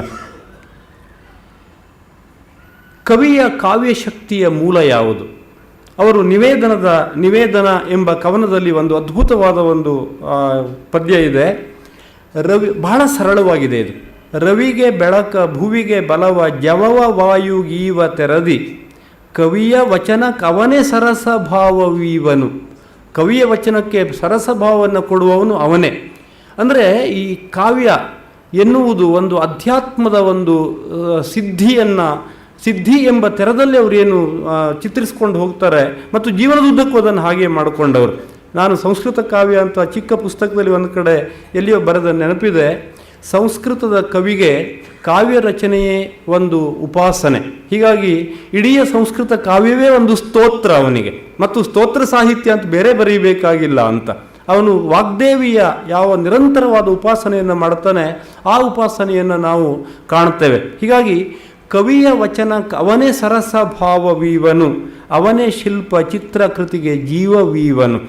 ಹೀಗಾಗಿ ಅವನನ್ನು ಸದಾಕಾಲವೂ ಕೂಡ ತಮ್ಮ ಅಂತರಂಗದಲ್ಲಿ ನೆಲೆಯಾಗಿಸಿಕೊಂಡು ಅವರು ತಮ್ಮ ಕಾವ್ಯಗಳನ್ನು ರಚಿಸಿರುವುದನ್ನು ನಾವು ಗಮನಿಸ್ತೇವೆ. ವಸಂತ ಕುಸುಮಾಂಜಲಿಯಲ್ಲಿ ರವೀಂದ್ರನಾಥ್ ಟ್ಯಾಗೋರರ ಬಗ್ಗೆ ಬರೆಯುತ್ತಾ ಕವಿತ್ವ ಮತ್ತು ಕಾವ್ಯಗಳ ಬಗ್ಗೆ ಡಿ ವಿ ಜಿ ಹೀಗೆ ಹೇಳ್ತಾರೆ. ಋಷಿ ಬಲ ಮಿಲ್ಲದವಂ ನಾನ್ ಋಷಿ ಕುರುತೆ ಕಾವ್ಯಂ. ಇದರ ಸಾಕ್ಷಾತ್ ಅನುವಾದವಾಗಿ ಕಾಣುತ್ತೇವೆ ಇದನ್ನು. ಋಷಿ ಬಲ ಮಿಲ್ಲದವಂ ಕವಿ ವೃಷ ನೆನಪುವುದು ಅಶಕ್ಯಂ ಎಂದು ಬಗೆಯುವುದು ಸಾಜಂ. ಋಷಿ ಹೃದ್ಗತ ಚಿನ್ಮೂರ್ತಿಯ ಸುಷಮ ಪ್ರತಿಫಲಮೆ ಕಾವ್ಯ ವನಿತಾ ವಿಭವಂ ಅಂತ. ಆ ಋಷಿ ಹೃದ್ಗತ ಚಿನ್ಮೂರ್ತಿಯ ಸುಷಮ ಪ್ರತಿಫಲಮೆ ಕಾವ್ಯ ವನಿತಾ ವಿಭವಂ. ಡಿ ವಿ ಜಿಯವರಲ್ಲಿ ನಿರುದ್ದಿಷ್ಟವಾದ ವಾಗ್ವಿಜೃಂಭಣೆಯಾಗಲಿ, ಅಲಂಕಾರಗಳ ಸತತವಾದ ಸರಣಿಯಾಗಲಿ ಅದು ಅವರಿಗೆ ವೈಯಕ್ತಿಕವಾಗಿಯೂ ಹಿಡಿಸುವುದಿಲ್ಲ, ಅವರ ಕಾವ್ಯಗಳಲ್ಲಿ ಕಾಣುವುದೂ ಕೂಡ ಕಡಿಮೆ. ಆದರೆ ವಸ್ತುವಿಗೆ ಪೋಷಕ ಎನಿಸುವ ರೀತಿಯಲ್ಲಿ ಅವರು ತುಂಬ ಗಟ್ಟಿಯಾಗಿ ಬರೆಯಬಲ್ಲರು. ಉದಾಹರಣೆಗಾಗಿ ಅವರ ನಿವೇದನ ಸಂಕಲನದ ಶಿವನ ಸಮುದ್ರ ಅಂತ ಒಂದು ಕವನ ಇದೆ. ಅದರಲ್ಲಿ ಕಾವೇರಿ ಹರಿಯುವ ಆ ಒಂದು ಚಿತ್ರವನ್ನು ಇಷ್ಟು ಅದ್ಭುತವಾಗಿ ಅವರು ಕಟ್ಟಿಕೊಡ್ತಾರೆ. ನಾನಿಲ್ಲಿ ಅದನ್ನು ಬಿಡಲಾರದೆ ಬರೆದುಕೊಂಡು ಬಂದಿದ್ದೇನೆ. ಗಿರಿಯ ಕೆಲದಿ ಕಾವೇರಿ ಶಿವನ ಸಮುದ್ರದಲ್ಲಿ ಹರಿಯುವ ವಿಧಾನವನ್ನು ನೋಡಿ ಹೇಗೆ ಅವರು ಶಬ್ದಗಳ ಮೂಲಕವಾಗಿ ಅದನ್ನು ಆ ಚಿತ್ರವನ್ನು ಕಟ್ಟಿಕೊಡ್ತಾರೆ ಅಂತ. ಗಿರಿಯ ಕೆಲದಿ ಬನದ ನಡುವೆ ಝರಿಯ ತೆರದಿ ಸುಳಿದು ಬರುತ್ತೆ, ತಲದ ಶಿಲೆಯ ನಿರಿದು ಕೊರೆದು ಕೆಲದ ನೆಲವ ನೆರೆದು ಮುರಿದು ವಿಮಲ ಜಲದ ವಿಪುಲ ಧಾರೆ ಅಮೃತ ಲಹರಿಯಂತೆ ತೋರೆ ದಣಿಮ ಕಳೆಯುವೆಲರ ಬೀರಿ ಮೃದುಲ ರವದಿ ಮುಂದೆ ಸಾರಿ ಅತ್ತಲತ್ತ ಸುಳಿದು ಸುತ್ತಿ ಇತ್ತಲಿತ್ತ ಮೆಲ್ಲ ನೊತ್ತಿ ಅಲ್ಲಿ ಬಳುಕು ತಿಲ್ಲಿ ಬಾಗಿ ಅಲ್ಲಿ ಬಳಸು ತಿಲ್ಲಿ ಸಾಗಿ ನೊರೆಯ ಸೇಸೆಗಳನ್ನು ಸೂಸಿ ತೆರೆಯ ಚವರಗಳನೆ ಬೀಸಿ ಬಾಲೆಯಂತೆ ನಲಿದು ಕುಣಿದು ಕಾಳಿಯಂತೆ ಕನಲಿ ಮೊರೆದು ಉರಗಿಯಂತೆ ಉರುಗಿ ತಿರುಗಿ ಛಲದ ಭರದಿ ಸರಿದು ಮಸಗಿ ಬೆಟ್ಟದಿಂದ ಉರುಳಿ ಹೊರಳಿ ದಿಟ್ಟತನದಿ ತೊಳಗಿ ಮೊಳಗಿ ಘೋರ ವೇಗದಿಂದ ನೆಗೆದು ಭೋರೆ ನುತ್ತೆ ಮಂಜನೆಸೆದು ಪನಿಯ ಮುಗಿಲ ಕವಿಸಿ ಸರಿದು ಮನುಜ ಸೇವೆಯಿಂದಲೊಲಿದು ಒಲವ ಬೆಳಕ ನೀಡುತ್ತುಂ ನಿಲದೆ ನಾಟ್ಯವಾಡುತ್ತುಂ ನುಗ್ಗಿ ಬೀಳು ತೇಳುತ್ತುಂ ನೆಗೆದು ಪಾರು ತೋಡುತ್ತುಂ ಭುವನ ರಚನೆ ಎನಿತು ಕುತುಕ ಮೆನುತ ಜನಕ್ಕೆ ಸಾರುತುಂ ಭುವನ ಜನನಿ ಎನಿತು ಚತುರಳೆನುತ ಕಣ್ಣಿಗೆ ತೋರುತುಂ ಪುರುಷ ಬಲವ ಬೆಳಗಿರೆನುತ ಜಡರ ಪಳಿದು ಮೊಳಗುತುಂ ಪರಿವಳಿ ಕವೇರ ತನೆಯ ಧೀರ ಜನನಿ ಎನಿಸುತುಂ. ಇದು ಶಿವನ ಸಮುದ್ರದ ಕಾವೇರಿಯ ಬಗ್ಗೆ ನಿವೇದನ ಅದರಲ್ಲಿ ಬರುವ ಒಂದು ಪದ್ಯ. ಗೌಡಿ ರೀತಿಯಲ್ಲಿಯೂ ಕೂಡ ಅತ್ಯಂತ ಇದು ಎಷ್ಟು ಪ್ರಸಾದ ಗುಣ ಮಾಧುರ್ಯ ಗುಣದಿಂದ ತುಂಬಿಕೊಂಡಿದೆಯೋ ಮತ್ತು ಕಣ್ಣಿಗೆ ಚಿತ್ರವನ್ನು ಕಟ್ಟುವುದು ಅಷ್ಟೇ ಸಮರ್ಥವಾಗಿ DVG ಗೊಮಟೇಶ್ವರನ ಬಗ್ಗೆ ಒಂದು ಪದ್ಯ ಬರೆದಿದ್ದಾರೆ. ಅದರಲ್ಲಿ ಅದರಲ್ಲಿ ಒಂದು ಪದ್ಯ ಹೀಗೆ ಆರಂಭವಾಗುತ್ತದೆ. ತನು ಭೃತ್ ಕೋಟಿಯ ನಾಳುವ ಪ್ರಕೃತಿ ವಿಶ್ವಂಭರ ಚಕ್ರದೋಳ್. ಅಲ್ಲಿಯ ಆ ಒಂದು ಲಾಲಿತ್ಯ ವಿಲಾಸಕ್ಕೂ ಇಲ್ಲಿಯ ಈ ಒಂದು ದೀರ್ಘವಾದ ವೃತ್ತ ಮತ್ತು ಅದರಲ್ಲಿ ಪ್ರಯೋಗಿಸಿರುವ ಕರ್ಕಶ ವರ್ಣಗಳು, ಓಜೋ ಗುಣ, ಇವುಗಳಿಗಿರುವ ಕಾಂಟ್ರಾಸ್ಟನ್ನು ಗಮನಿಸಿ. ಅವರಿಗೆ ಅದು ಕೂಡ ಶಕ್ತಿ ಇದೆ. ಜೋಗದ ಜಲಪಾತದ ಬಗ್ಗೆ ಕೂಡ ಅವರು ಒಂದು ಪದ್ಯದಲ್ಲಿ ಹೀಗಿದೆ ನೋಡಿ. ಧೂರ್ಜಟಿ ಕಿರೀಟದಿಂದ ಸ್ಫೂರ್ಜದ್ ಗಂಗಾವರೋಹಮಾದ ಕ್ರಮಮಂ ಗರ್ಜಿತದಿಂ ಗಹನತೆಯಿಂ ದೂರ್ಜಸ್ವತಿ ತೋರುತಿ ಶರಾವತಿ ಇಳಿವಳ್ ಅಂತ ಅವರು ವರ್ಣಿಸಿದ್ದಾರೆ. ಇದರಲ್ಲಿಯ ಆ ಓಜೋಗುಣ ಪ್ರಾಚುರ್ಯವನ್ನು ಗಮನಿಸಿ. ಇದಕ್ಕೆ ಕಾಂಟ್ರಾಸ್ಟ್ ಆಗಿ ಮಾಧುರ್ಯ ಗುಣ ಒಸರುವ ಸುಪ್ರಸಿದ್ಧ ಪದ್ಯ ಎಲ್ರಿಗೂ ಗೊತ್ತಿರುವಂಥದ್ದು. ವನಸುಮದೊಲೆನ್ನ ಜೀವನವು ವಿಕಸಿಸುವಂತೆ ಮನವನನುಗೊಳಿಸು ಗುರುವೇ ಹೇ ದೇವ. ಅದು ಎಲ್ಲಿಯ ಆ ತನುಭೃತ್ ಕೋಟಿಯ ನಾಳುವ ಪ್ರಕೃತಿ ವಿಶ್ವಂಭರ ಚಕ್ರದೋಳ್ ಎನ್ನುವುದಕ್ಕೂ ಇದಕ್ಕಿರುವಂತಹ ಈ ಮಾಧುರ್ಯ ಗುಣಕ್ಕೂ ಇರುವ ಆ ವ್ಯತ್ಯಾಸವನ್ನು ಗಮನಿಸಿ. ಇದು DVG ಆ ವಸ್ತುವಿಗೆ ಪೂರಕವಾದ ಯಾವ ಒಂದು ರಚನಾ ವಿನ್ಯಾಸವನ್ನು ಅಳವಡಿಸಿಕೊಳ್ಳಬಲ್ಲರು ಎನ್ನುವುದಕ್ಕೆ ಒಂದು ಉದಾಹರಣೆ. ಅರ್ಥಾಲಂಕಾರಗಳಲ್ಲಿ DVG ಅವರಿಗೆ ತುಂಬ ಪ್ರಿಯವಾದದ್ದು ರೂಪಕ ಅಂತ ನನಗೆ ಅನ್ನಿಸ್ತದೆ. ಅವರ ಅನೇಕ ರೂಪಕಗಳು ವಿವಿಧ ರೂಪಗಳಲ್ಲಿ ಬೇರೆ ಬೇರೆ ಕಡೆಗಳಲ್ಲಿ ಪುನರುಕ್ತ ಆಗ್ತಾ ಇರ್ತವೆ ಮತ್ತು ಇವುಗಳಲ್ಲಿ ಬಹಳಷ್ಟು ಉಪನಿಷತ್ತುಗಳಿಂದ ಪ್ರೇರಿತ ಆದವುಗಳು. ಇವುಗಳಲ್ಲಿ ಬಹಳ ಪ್ರಸಿದ್ಧವಾದುದು ಊರ್ಧ್ವಮೂಲ ಮಧಶಾಖ ಏಷೋಶ್ವತ್ಥ ಸನಾತನಃ.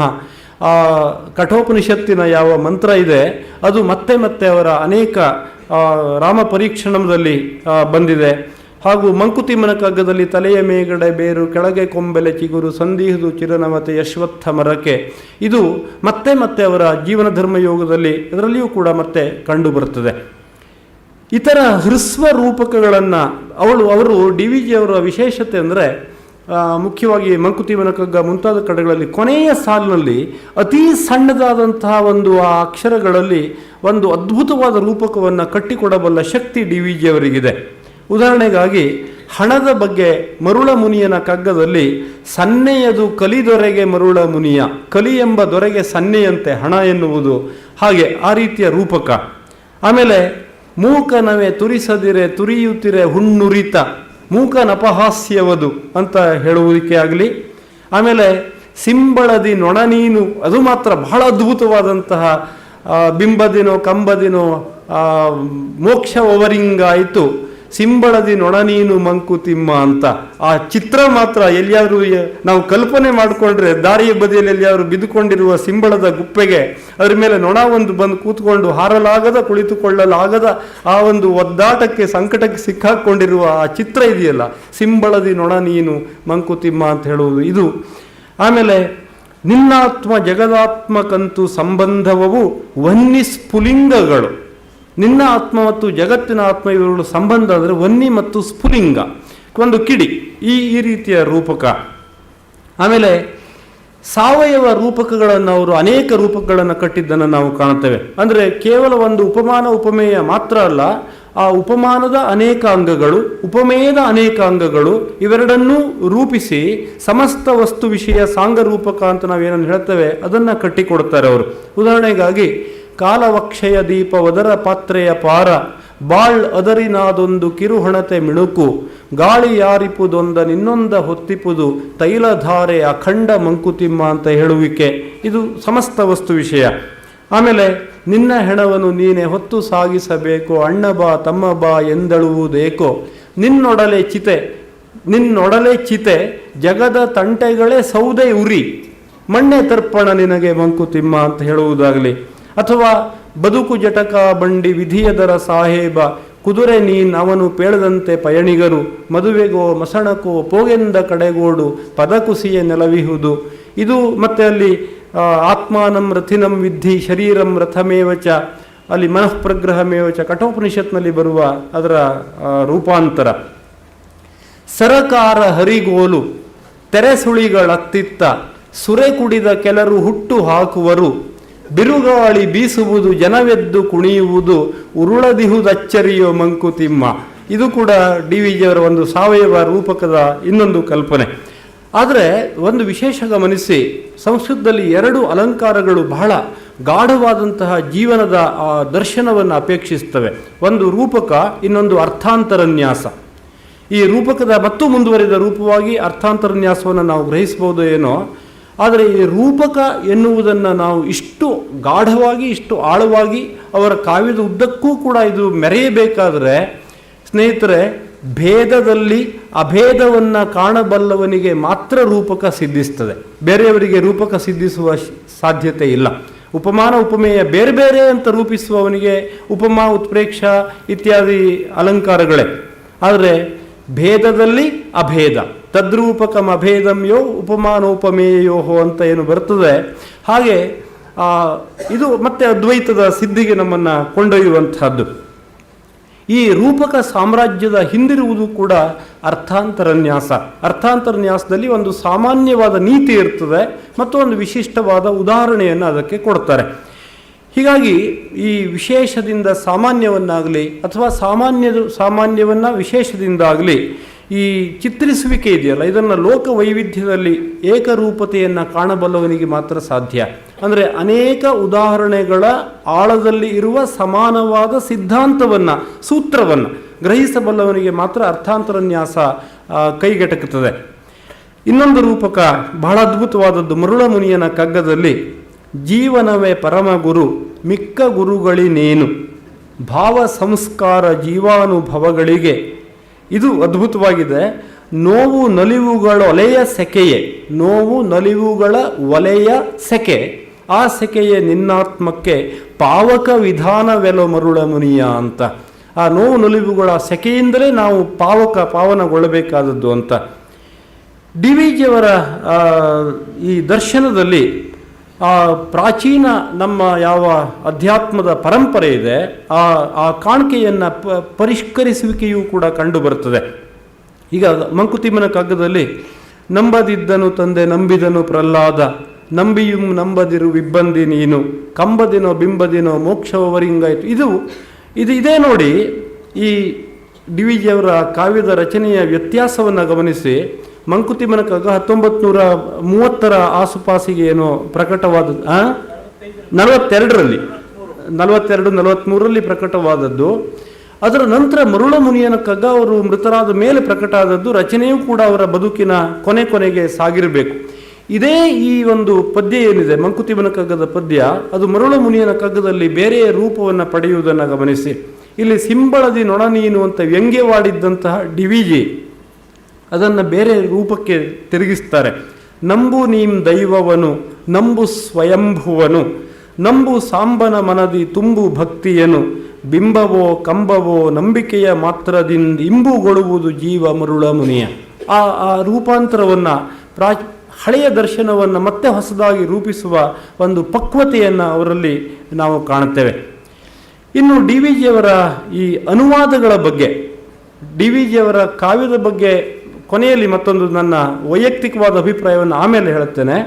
ಡಿ ವಿ ಜಿಯವರ ಅನುವಾದದ ಬಗ್ಗೆ ಕೆಲವು ಮಾತುಗಳನ್ನು ಹೇಳಬೇಕು. ಅವರ ವಿಶೇಷತೆ ಅಂದರೆ, ಅವರು ಯಾವುದೇ ಆ ಕಾವ್ಯವನ್ನು ಅನುವಾದಕ್ಕೆ ತೆಗೆದುಕೊಂಡರೂ ಅದನ್ನು ಸ್ವಂತ ತಾನೇ ರಚನೆ ಮಾಡಿದ್ದು ಎಂಬ ರೀತಿಯಲ್ಲಿ ಬರೆಯುತ್ತಾರೆ. ಕನ್ನಡದ ಜಾಯಮಾನಕ್ಕೆ ಒಗ್ಗುವ ರೀತಿಯಲ್ಲಿ.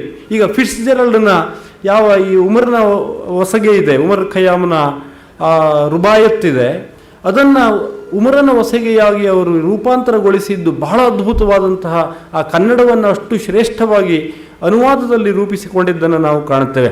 ಅವರು ಅನುವಾದ ಮಾಡಿದ್ದು ನನಗೆ ದೊರೆತಿದ್ದು, ನನಗೆ ತಿಳಿದ ಪ್ರಕಾರ 3. ಒಂದು ಈಶೋಪನಿಷತ್ತು, ಇನ್ನೊಂದು ಉಮರನ ಹೊಸಗೆ, ಇನ್ನೊಂದು ಗೀತ ಶಾಕುಂತಲ. ಈ 3 ಅವರ ಅನುವಾದದ ನೆಲೆಯಲ್ಲಿ ನಾವು ಕಾಣುತ್ತೇವೆ. ಆದರೆ ಪದ್ಯ ರೂಪದಲ್ಲಿ, ಪೂರ್ಣ ಪದ್ಯ ರೂಪದಲ್ಲಿ. ಓಕೆ, ಇವುಗಳಲ್ಲಿ ತುಂಬ ಪ್ರಸಿದ್ಧವಾದದ್ದನ್ನು ಗಮನಿಸಿ. ಉಮರ್ನ ಹೊಸಗೆ ಅದರಲ್ಲಿಯ ಅನುವಾದದ ಶ್ರೇಷ್ಠತೆಯ ಬಗ್ಗೆ ನಿಮಗೆ ಒಂದೆರಡು ಪದ್ಯಗಳನ್ನು ಇಲ್ಲಿ ಹೇಳುವುದಕ್ಕೆ ಬಯಸ್ತೇನೆ. ಅದರಲ್ಲಿ ಆರಂಭದಲ್ಲಿ ಏಳೆನ್ನ ಮನದನ್ನೇ ನೋಡು ಪೊಳ್ತರೆ ಬಂದು ನಿಶೆಯ ಬೋಗುಣಿಯೊಳಗೆ ಹೊಂಬುಗುರಿ ಎಸೆದು, ಎಂಥ ಅದ್ಭುತವಾದ ಆ ಸಲೀಲವಾಗಿ ಪ್ರವಾಹ ನೋಡಿ ಅಲ್ಲಿ ಆ ಹರಿಯುವಿಕೆ. ಆಮೇಲೆ ಅಲ್ಲಿ ಮರದಡಿಯಲ್ಲಿ ನಲ್ಗಾವಿಯ ಒಂದಿರಲು ರೊಟ್ಟಿಯೊಂದಿನಿಸೊಂದು ಕುಡಿಕೆಯಲಿ ಮಧುವು ಮೇಣ್ ಮುಗುದೆ ನೀನೆನ್ನ ಬಳಿ ಕುಳಿತು ಪಾಡಲಹ ಕಾಡಾದೊಡೇನದುವೆ ಸಗ್ಗ ಸುಖವೆನಗೆ.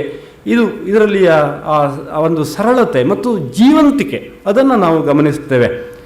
ಆಪ್ತ ನೆನೆಸಿದನ ಮತಿನೇತ್ರವನ್ನು ನೀಂತೆರೆಯ ಶತ್ರುವವನಾದನು ಬೆಳಕ ಸೈರಿಸದೆ, ನಮ್ಮ ಆಯುಸ್ಸಿನ ಪಕ್ಕಿ ಪಾರ್ವ ದೂರವೇ ಕಿರಿದು ಅದು ರೆಕ್ಕೆ ಎತ್ತಿಹುದು ನೋಡು ಮನಮಾಡು ಇತ್ಯಾದಿ. ಈ ಉಮರನ ವಸಗೆಯ ನಿನ್ನೆ ಸತ್ತಿಹುದೀಗ ನಾಳೆ ಪುಟ್ಟದೆ ಇಹುದು ಇಂದು ಸೊಗಮಿರಲವನು ನೆನೆದಳುವುದೇಕೆ, ಇವೆಲ್ಲ ಕನ್ನಡದಲ್ಲಿ ನುಡಿಗಟ್ಟುಗಳಾಗಿ ಈಗ ಪ್ರಸಿದ್ಧವಾಗಿದ್ದಾವೆ.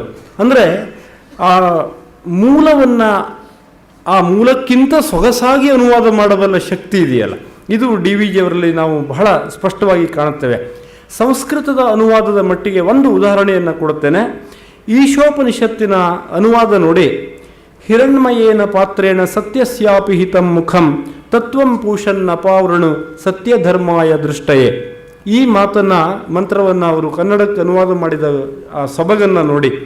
ಹೊನ್ನ ತಟ್ಟೆಯ ಕವಿದು ಪೋಷಕನೇ ಓ ಸೂರ್ಯ, ನಿನ್ನೊಳಿಹ ಸತ್ಯ ದಾನನವ ಮರೆಯಿಸಿಹೆ, ನನ್ನೀಯಿಂ ತೆಗೆ ಅದನು ಸತ್ಯದೋಳ್ ಮನವೆನಗೆ, ಎನ್ನ ಕಣ್ಗದ ತೋರು ಧರ್ಮ ಬೀಜವದು. ಒಂದು ರೀತಿಯ ಆತ್ಮೀಯವಾದಂತಹ ಒಂದು ನಿವೇದನೆಯ ರೂಪದಲ್ಲಿ ಅವರು ಅನುವಾದ ಮಾಡುವುದನ್ನು ನಾವು ಕಾಣ್ತೇವೆ. ಇನ್ನು ಛಂದಸ್ಸಿನ ಪ್ರಯೋಗದ ಬಗ್ಗೆ ಹೊಸ ಬದುಕಿಗೆ ಹೊಸ ಪ್ರಾಚೀನ ಚಿರಂತನ ಮೌಲ್ಯಗಳನ್ನು ಹೊಸದಾಗಿ ಹೇಳಬೇಕಾದಂತಹ ಅಗತ್ಯ ಬರುತ್ತದೆ. ಆದ್ದರಿಂದ ಡಿ ವಿ ಜಿ ನೋಡಿ ಅವರ ಹಳೆಯ ರಚನೆಗಳಲ್ಲಿ ನಮ್ಮ ಕನ್ನಡದ ಈ ಕಂದಗಳನ್ನು ಆ ರೀತಿಯ ರಚನೆಗಳಲ್ಲಿ ಅವರು ಬಹಳಷ್ಟು ರಚನೆಗಳನ್ನು ನಾವು ಕಾಣುತ್ತೇವೆ. ಆದರೆ ಅವರು ಬೇರೆಯ ಒಂದು ಹೊಸದಾದಂತಹ ಛಂದಸ್ಸನ್ನು ರೂಪಿಸಿಕೊಂಡಿದ್ದು ನಿಮಗೆಲ್ಲರಿಗೂ ಗೊತ್ತೇ ಇದೆ. ಈಗ ಯಾರು ಬೇಕಾದರೂ ಆ ರೀತಿಯಲ್ಲಿ ಬರೆದ್ರೆ ಇದಕ್ಕೆ ಅಗ್ಗದ್ದು ಅಂತ ಹೇಳುವಂಥ ರೀತಿಯಲ್ಲಿ ಅಷ್ಟು ಪ್ರಸಿದ್ಧವಾದದ್ದು ಅದು. ಹೀಗಾಗಿ ಕಗ್ಗದಲ್ಲಿ ಅವರು ಹೊಸ ವೃತ್ತವನ್ನು ಕಂಡುಕೊಂಡ್ರು. ಗೀತ ಶಾಕುಂತಲದ ಭೂಮಿಕೆಯಲ್ಲಿ ಅವರು ಕಾಳಿದಾಸ ಹೃದಯ ಅಂತ ಒಂದು ಸಣ್ಣ ಬೇರೆ ಭಾಗವನ್ನು ಬರೆದಿದ್ದಾರೆ. ಅದರಲ್ಲಿ ಕಾಳಿದಾಸನ ಬಗ್ಗೆ ಅವರು ಏನು ಬರೆಯುತ್ತಾರೆಯೋ ಅದು ಡಿ ವಿ ಜಿಯವರ ಬಗ್ಗೆ ನಾನು ಹೇಳ್ತಾ ಇದ್ದೇನೆ. ಈಗ ಶಾಸ್ತ್ರದ ಕ್ಲಿಷ್ಟತೆಯನ್ನು ಹೊರಗಿಟ್ಟು ಶಾಸ್ತ್ರದ ಸಾರವನ್ನು ಚಿತ್ತರಂಜಕವಾದ ರತ್ನಪಾತ್ರೆಯಲ್ಲಿ ತಂದೀಯುವ ಸರಸ್ವತಿಯ ಅವತಾರ ಅದು. ಇದು ಕಾಳಿದಾಸನ ಬಗ್ಗೆ ಡಿ ವಿ ಜಿ ಹೇಳಿದ್ದು, ನಾನು ಡಿ ವಿ ಜಿಯವರ ಬಗ್ಗೆ ಹೇಳಬಹುದಾದದ್ದು. ಇದಕ್ಕಿಂತ ಒಳ್ಳೆಯ ಕಗ್ಗದ ಬಗ್ಗೆ ಅಥವಾ ಅವರ ಸರಳತೆಯ ಬಗ್ಗೆ ಮತ್ತೊಮ್ಮೆ ಹೇಳ್ತೇನೆ ನೋಡಿ. ಶಾಸ್ತ್ರದ ಕ್ಲಿಷ್ಟತೆಯನ್ನು ಹೊರಗಿಟ್ಟು ನಮ್ಮ ಸಂಸ್ಕೃತ ಕಾವ್ಯದ ಬಹುತೇಕ ಈ ಕಾಳಿದಾಸನಂತಹ ಕೃತಿಗಳೆಲ್ಲ ಇದೇ ರೀತಿಯಲ್ಲಿ ಶಾಸ್ತ್ರದ ಸಾರವನ್ನು ಮಾತ್ರ ಬಿಡಲಿಲ್ಲ, ಅದನ್ನು ಚಿತ್ತರಂಜಕವಾದ ರತ್ನಪಾತ್ರೆಯಲ್ಲಿ ತಂದೀಯುವಂತಹ ಸರಸ್ವತಿಯ ಅವತಾರ. ರಾಮ ಪರೀಕ್ಷಣದ ಕೊನೆಯಲ್ಲಿ ಎಂ.ಆರ್. ಶ್ರೀ ಅವರು ಹೀಗೆ ಅಭಿಪ್ರಾಯ ಪಡುತ್ತಾರೆ. ಶೈಲಿಯ ವಿಷಯದಲ್ಲಿ ಒಂದು ಮಾತು, ಡಿ ವಿ ಜಿ ಅವರು ಹಳಗನ್ನಡ ಮತ್ತು ಹೊಸಗನ್ನಡ ಶೈಲಿಗಳೆರಡರಲ್ಲಿಯೂ ನುರಿತ ಕೈ. ಅವರ ಕಂದಗಳನ್ನು ವೃತ್ತಗಳನ್ನು ಓದುವಾಗ ಪಂಪ ರನ್ನರನ್ನು ಓದುತ್ತಿರುವಂತೆ ಭಾಸವಾಗುತ್ತದೆ. ಈಗಿನ ಹೊಸ ಛಂದಸ್ಸುಗಳ ಭಾವಗೀತಗಳ ಸರಳ ರಗಳೆಗಳ ಪರಿಸರಣದಲ್ಲಿ ಆ ಹಿಂದಿನ ಶೈಲಿ ಧೀರ ಗಂಭೀರ ವಾತಾವರಣವನ್ನು ತಂದಿರುತ್ತದೆ. ಅವರ ದ್ವಿಪದಿಗಳು ಸೀಸ ಪದ್ಯಗಳು ಆಧುನಿಕ ಸಾಹಿತ್ಯದ ಮೇಲ್ಮಟ್ಟವನ್ನು ಮುಟ್ಟಿರುತ್ತವೆ. ಡಿ ವಿ ಜಿ ಅವರು ಪೂರ್ವಿಕರೂ ಅಹುದು ಆಧುನಿಕರೂ ಅಹುದು ಏಕಕಾಲದಲ್ಲಿ ಅಂತ. ಒಂದು ಮಾತನ್ನು ನಾನಿಲ್ಲಿ ಹೇಳುವುದಕ್ಕೆ ಬಯಸ್ತೇನೆ. ಡಿ ವಿ ಜಿ ಅವರ ಕೃತಿಗಳ ಸ್ಥೂಲವಾದ ಅವಲೋಕನದಿಂದ ನಾನು ಕಂಡುಕೊಂಡಂತಹ ಬಹಳ ಮುಖ್ಯವಾದ ಅಂಶ ಅಂತಂದರೆ ಡಿ ವಿ ಜಿ ಅತ್ಯುನ್ನತ ಸ್ತರದ ಸಹೃದಯ. ಬಹಳ ದೊಡ್ಡ ಆಗಿನ ಕಾಲದ ಬಹುಶಃ ಯಾವ ಸಾಹಿತ್ಯ ದಿಗ್ಗಜರಿದ್ದಿದ್ರೋ ಆ ದಿಗ್ಗಜರ ಎಲ್ಲರೂ ಕೂಡ ಅನೇಕ ವಿಮರ್ಶಾ ಗ್ರಂಥಗಳನ್ನು ಬರೆದದ್ದನ್ನು ನಾವು ಕಾಣುತ್ತೇವೆ.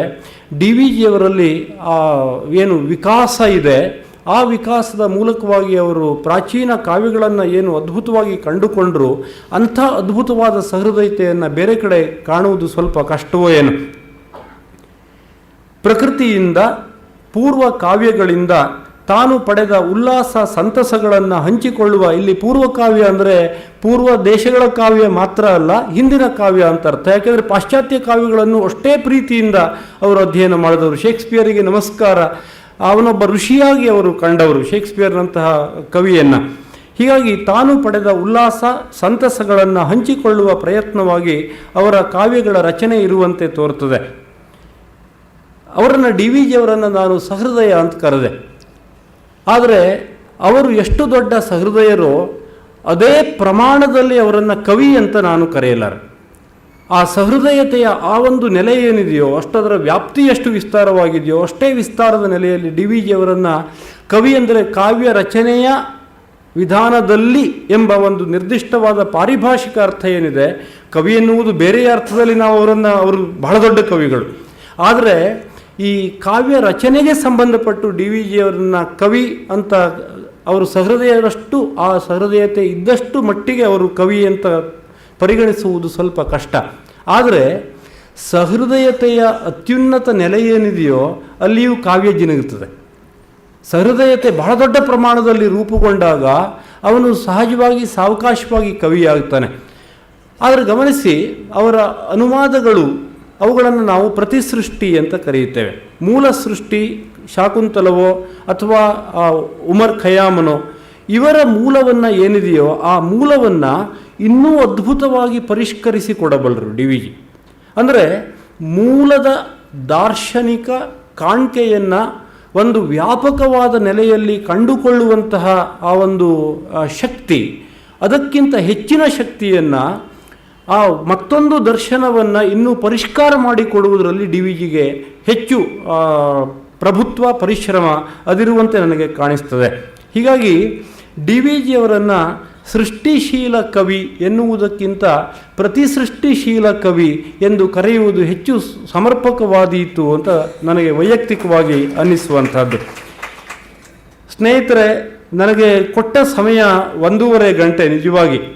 ಆದರೆ ವೈಯಕ್ತಿಕವಾದಂತಹ ಅನೇಕ ಒತ್ತಡಗಳ ನಡುವೆ ಇಷ್ಟನ್ನು ಮಾತ್ರ ನನಗೆ ಹೇಳುವುದಕ್ಕೆ ಸಾಧ್ಯವಾದಿದ್ದು ಇಲ್ಲಿಯವರೆಗೆ. ಕೊನೆಯಲ್ಲಿ ಒಂದು ಮಾತನ್ನು ನಾನು ಹೇಳುವುದಕ್ಕೆ ಬಯಸ್ತೇನೆ. ಡಿ ವಿ ಜಿ ಗೀತ ಶಾಕುಂತಲದ ಕೊನೆಯಲ್ಲಿ ಒಂದು ಮಾತು ಹೇಳ್ತಾರೆ, ಬಹಳ ಚಂದದ ಮಾತದು. ನಮ್ಮ ರಾಜ್ಯದ ಸುಸಂಸ್ಕೃತ ವಿದ್ವಾಂಸರು ನನ್ನ ಕಾವ್ಯಗಳನ್ನು ಮೆಚ್ಚಿಕೊಳ್ಳಬೇಕು ಅಂತ ನನಗೆ ಅಷ್ಟೊಂದು ಬಯಕೆ ಏನೂ ಇಲ್ಲ. ಆದರೆ ಕನ್ನಡ ದೇಶದ ಸಾಮಾನ್ಯ ಮನೆತನಗಳ ಲಲಿತ ಮನಸ್ಸಿನ ಹೆಣ್ಣು ಮಕ್ಕಳು, ಹೊಲಗದ್ದೆಗಳಲ್ಲಿ ದುಡಿಮೆ ಮಾಡುವ ಸರಳ ಜನರು ಈ ಹಾಡುಗಳನ್ನು ಹಾಡಿಕೊಳ್ಳುವುದನ್ನು ನಾನು ಕೇಳುವಂತಾದರೆ ಅದು ನನಗೆ ಕನಕಾಭಿಷೇಕ. ಇದು ಡಿ ವಿ ಜಿಯವರು ಹೇಳಿದ ಮಾತು. ಯಾಕೆಂದರೆ ಕಾವ್ಯ ಹೋಗಿ ತಲುಪಬೇಕಾದ ಜನ ಬದುಕಲೆಂದು ಕಾವ್ಯಮಂ ಬರೆದಿರ್ಪೆ ಅಂತ ಏನು ರಾಘವಂಕ ಹೇಳ್ತಾನೆ. ಹಾಗೆ ಡಿ ವಿ ಜಿಯವರ ಕಾವ್ಯದ ಧೋರಣೆ ಎಲ್ಲವೂ ಕೂಡ ಕೇವಲ ಒಂದು ಕವನವನ್ನು ರಚನೆ ಮಾಡುವುದಕ್ಕಾಗಿ ಮಾತ್ರ ಅಲ್ಲ. ನಾನು ಆಗಲೇ ಹೇಳಿದಂತೆ ಅವರು ಕಾವ್ಯಕ್ಕಾಗಿ ಬದುಕಿದವರಲ್ಲ, ಬದುಕಿಗಾಗಿ ಕಾವ್ಯವನ್ನು ರಚನೆ ಮಾಡಿದವರು. ಹೀಗಾಗಿ ಜನರಿಗೆ ತಲುಪಬೇಕು. ಹಾಗೆ ತಲುಪುವುದಕ್ಕೆ ಬೇಕಾಗಿ ಅವರು ಈ ಕಾವ್ಯಗಳನ್ನು ರಚನೆ ಮಾಡಿದವರು. ಅವರ ಪ್ರಾಥಮಿಕವಾದಂತಹ ಏಕಮೇವವಾದಂತಹ ಧ್ಯೇಯ ಅಂತಂದರೆ ಜನರನ್ನು ವಿಕಾಸಗೊಳಿಸುವುದು. ಆ ವಿಕಾಸದ ದಿಕ್ಕಿನಲ್ಲಿ ಅವರ ಕಾವ್ಯಗಳು ಹೀಗೆ ರೂಪುಗೊಂಡಿದ್ದಾವೆ ಅಂತ ನನಗನ್ನಿಸ್ತದೆ. ಇದು ಡಿ ವಿ ಜಿಯವರಿಗೆ ಈ ಕನಕಾಭಿಷೇಕವಾದರೆ ನನಗೆ ಒಂದು ಕನಕಾಭಿಷೇಕ ಇಲ್ಲಿ ಉಂಟು. ಏನಂದರೆ, ಗೀತಶಾಕುಂತಲದ ಲಿಪಿ ಮೂಲವನ್ನು ಸಿದ್ಧಪಡಿಸಿದವರು ಶ್ರೀ SR ರಾಮಸ್ವಾಮಿಗಳು. ಆ ಡಿ ವಿ ಜಿಯವರು ಕೊನೆಯಲ್ಲಿ ಬರೆಯುತ್ತಾರೆ, ಅದಕ್ಕಾಗಿ ನನ್ನಿಂದ ವಂದನೆ ಬೇಕಿಲ್ಲ ಎನ್ನುವವರು ಅವರು. ಪ್ರೀತಿ ಎಂದರೆ ಸಂತೋಷವಂತೆ, ಅದಕ್ಕೆ ಅದೇ ಪ್ರತಿಫಲವಂತೆ. ಡಿ ವಿ ಜಿಯವರ ಮಾತಿನ ಸೊಬಗನ್ನು ನೋಡಿ ಹೇಗಿದೆ ಅಂತ. ರಾಮಸ್ವಾಮಿಗಳು ಡಿ ವಿ ಜಿಯವರಿಗೆ ಕಿರಿಯರು, ಆದರೆ ನನಗೆ ರಾಮಸ್ವಾಮಿಗಳು ತುಂಬ ಹಿರಿಯರು ಮತ್ತು ಡಿ ವಿ ಜಿಯವರ ನೇರವಾದ ಸಂಪರ್ಕದಲ್ಲಿದ್ದವರು. ಹೀಗಾಗಿ ನಾನು ಪರಂಪರಾ ಸಂಬಂಧದಿಂದ ಡಿ ವಿ ಜಿಯವರನ್ನು ಇಲ್ಲಿ ಅವರ ಮೂಲಕವಾಗಿ ಭೇಟಿಯಾಗ್ತಾ ಇದ್ದೇನೆ. ಆದ್ದರಿಂದ ಡಿ ವಿ ಜಿಯವರಿಂದ ಅವರು ವಂದನೆಗಳನ್ನು ಸ್ವೀಕರಿಸದೇ ಹೋದರೂ ಕೂಡ ನನ್ನಿಂದಲಾದರೂ ಅವರು ಸ್ವೀಕರಿಸಬಹುದಲ್ಲ. ಅದನ್ನು ಅವರು ಸ್ವೀಕರಿಸಿದರೆ ಅದೇ ನನಗೆ ಕನಕಾಭಿಷೇಕ. ಸ್ನೇಹಿತರೆ, ನಿಮ್ಮ ಸಮಯವನ್ನು ನಾನು ತಲುಪುವುದಕ್ಕೆ 1.5 ಗಂಟೆ ಅಂತ ಏನು ಅವಧಿಯನ್ನು ಕೊಟ್ಟಿದ್ದರು ರಾಮಸ್ವಾಮಿಗಳು, ಅದನ್ನು ತಲುಪುವುದಕ್ಕೆ ನನಗೆ ಅಸಾಧ್ಯವಾದದ್ದಕ್ಕಾಗಿ ದಯವಿಟ್ಟು ಮನ್ನಿಸಬೇಕು. ಮತ್ತು ನನ್ನ ಈ ರೀತಿಯ ಈ ಮಿತವಾದ ನನ್ನ ಅಧ್ಯಯನದ ಈ ಪರಿಧಿಯ ಒಳಗೆ ನಾನು ಡಿ ವಿ ಜಿಯವರ ಕಾವ್ಯದ ಬಗ್ಗೆ ನನಗೆ ಏನು ಅನ್ನಿಸಿದೆಯೋ ಕೆಲವು ವಿಚಾರಗಳನ್ನು ತಮ್ಮ ಜೊತೆ ಹಂಚಿಕೊಂಡಿದ್ದೇನೆ. ಇದರಲ್ಲಿ ಗುಣಗಳು ಇದ್ದರೆ ಅದು ಈ ವೇದಿಕೆಯ ಒಂದು ಮಹಿಮೆ, ದೋಷಗಳಿದ್ದರೆ ಇಲ್ಲಿ ನಿಂತವನ ಏನಂತ ಹೇಳೋಣ, ಅದಕ್ಕೆ ದೌರ್ಬಲ್ಯ ಅಂತ ಹೇಳೋಣ ಬೇಕಿದ್ರೆ. ಹೀಗಾಗಿ ಗುಣಗಳನ್ನು ಇದ್ದರೆ ದಯವಿಟ್ಟು ಸ್ವೀಕರಿಸಿ ಕೇಳಿ.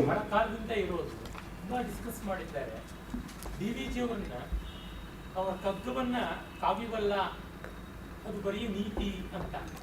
ಹೀಗಾಗಿ ಕಾವ್ಯಕ್ಕೆ ನೀತಿ ಅನ್ನೋದು ಎಷ್ಟು ಮಟ್ಟಿಗೆ ಬೇಕು, ಕಗ್ಗ ಇತ್ಯಾದಿಗಳು ನೀತಿ ಕಾವ್ಯ ಅನ್ಬೇಕೆ, ಕಾವ್ಯ ಅನ್ಬೇಕೆ, ಬರೀ ನೀತಿ ಅನ್ಬೇಕೆ ಅಂತ ದೊಡ್ಡ ಚರ್ಚೆ ಇದೆಯಲ್ಲ. ಅಲಂಕಾರ ಶಾಸ್ತ್ರ ಇತ್ಯಾದಿ ಹಿನ್ನೆಲೆಯಲ್ಲಿ ಹೇಳಿ.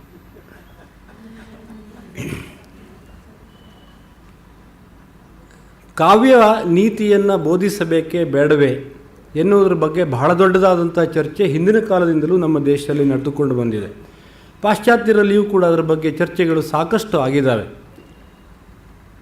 ಕಾವ್ಯೇ ರಸಯಿತ ಸರ್ವೋ ನಬೋದ್ಧಾನ ನಿಯೋಗ ಭಾಕ್ ಎನ್ನುವ ಒಂದು ಮಾತು ಬಹಳ ಸ್ಪಷ್ಟವಾಗಿದೆ. ಕಾವ್ಯದಲ್ಲಿ ಎಲ್ಲವೂ ಕೂಡ ಆ ರಸಾನಂದವನ್ನು ಪಡೆಯುವುದಷ್ಟು ಮಾತ್ರವೇ ಹೊರತು ಅಲ್ಲಿ ನ ಬೋದ್ಧ ನ ನಿಯೋಗ ಭಾಕ್, ಯಾರಿಗೂ ಕೂಡ ಜ್ಞಾನದ ಅರಿವಾಗಬೇಕಾಗಿಲ್ಲ, ನೀತಿಯ ದಿಕ್ಕಿನಲ್ಲಿ ಅವರನ್ನು ತೆಗೆದುಕೊಂಡು ಹೋಗಬೇಕಾಗಿಯೂ ಇಲ್ಲ ಅಂತ ಒಂದು ಮಾತಿದೆ.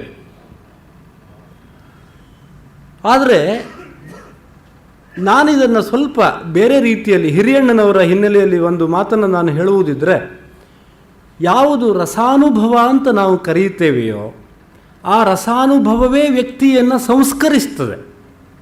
ಆ ಸಂಸ್ಕಾರವನ್ನು ರಸಾನುಭವ ಕೊಡದೇ ಇದ್ದರೆ ಆ ರಸಾನುಭವವೇ ಫೇಕ್. ಅದನ್ನು ನಾನು ನಿಜವಾದ ಒಂದು ಆನಂದದ ಅನುಭೂತಿ ಅಂತ ಕರೆಯುವುದಿಲ್ಲ. ಯಾವನಲ್ಲಿ ಆನಂದದ ಅನುಭೂತಿ ಸ್ವಲ್ಪವಾದರೂ ಆಗಿರ್ತದೆಯೋ ಅವನಲ್ಲಿ ಆ ಒಂದು ಸಂಸ್ಕಾರದ ಮಟ್ಟ ಸ್ವಲ್ಪವಾದರೂ ಉನ್ನತಿಗೆ ಹೋಗಬೇಕಾಗುತ್ತದೆ. ಆದ್ದರಿಂದಲೇ ನಮ್ಮಲ್ಲಿ ಕಾವ್ಯಂ ಆನಂದಾಯ ಮತ್ತು ಕಾವ್ಯದ ಸಕಲ ಪ್ರಯೋಜನ ಮೌಲಿಭೂತಂ ವಿಗಲಿತ ವೇದ್ಯಾಂತರಂ ಆನಂದಂ ಎಂತಿದ್ರೂ ಕೂಡ ಅದರ ಜೊತೆಯಲ್ಲಿ ಪ್ರಭು ಸಂಹಿತ, ಮಿತ್ರ ಸಂಹಿತ, ಕಾಂತಾ ಸಂಹಿತ ಅಂತ ಏನು 3 ಮಾಡಿದ್ದಾರೆ. ಅದರಲ್ಲಿ ತತ್ ಕಾಂತೇವ ಸರಸತಾಪಾದನೇನ ಅಭಿಮುಖೀಕೃತ್ಯ ರಾಮಾದಿವತ್ ವರ್ತಿತವ್ಯಂ ನತು ರಾವಣಾದಿವತ್ ಅಂತ ಏನು ಕಾವ್ಯಪ್ರಕಾಶದಲ್ಲಿ ಮಮ್ಮಟ ಹೇಳುತ್ತಾನೆ.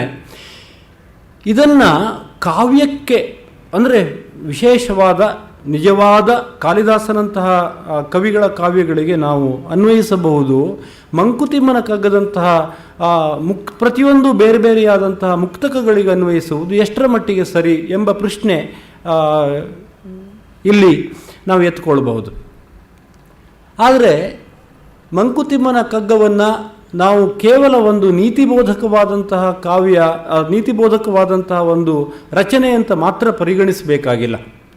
ಅದರಲ್ಲಿ ಅನೇಕ ಕಾವ್ಯದ ಹೊಳಹುಗಳನ್ನು ನಾವು ಕಾಣುತ್ತೇವೆ. ಯಾವುದು ಕಾವ್ಯ, ಯಾವುದು ಕಾವ್ಯ ಅಲ್ಲ ಎಂಬುದನ್ನು ನಾವು ಯಾವ ಮಾನದಂಡದಿಂದ ನಿಷ್ಕರ್ಷಿಸ್ತೇವೆ?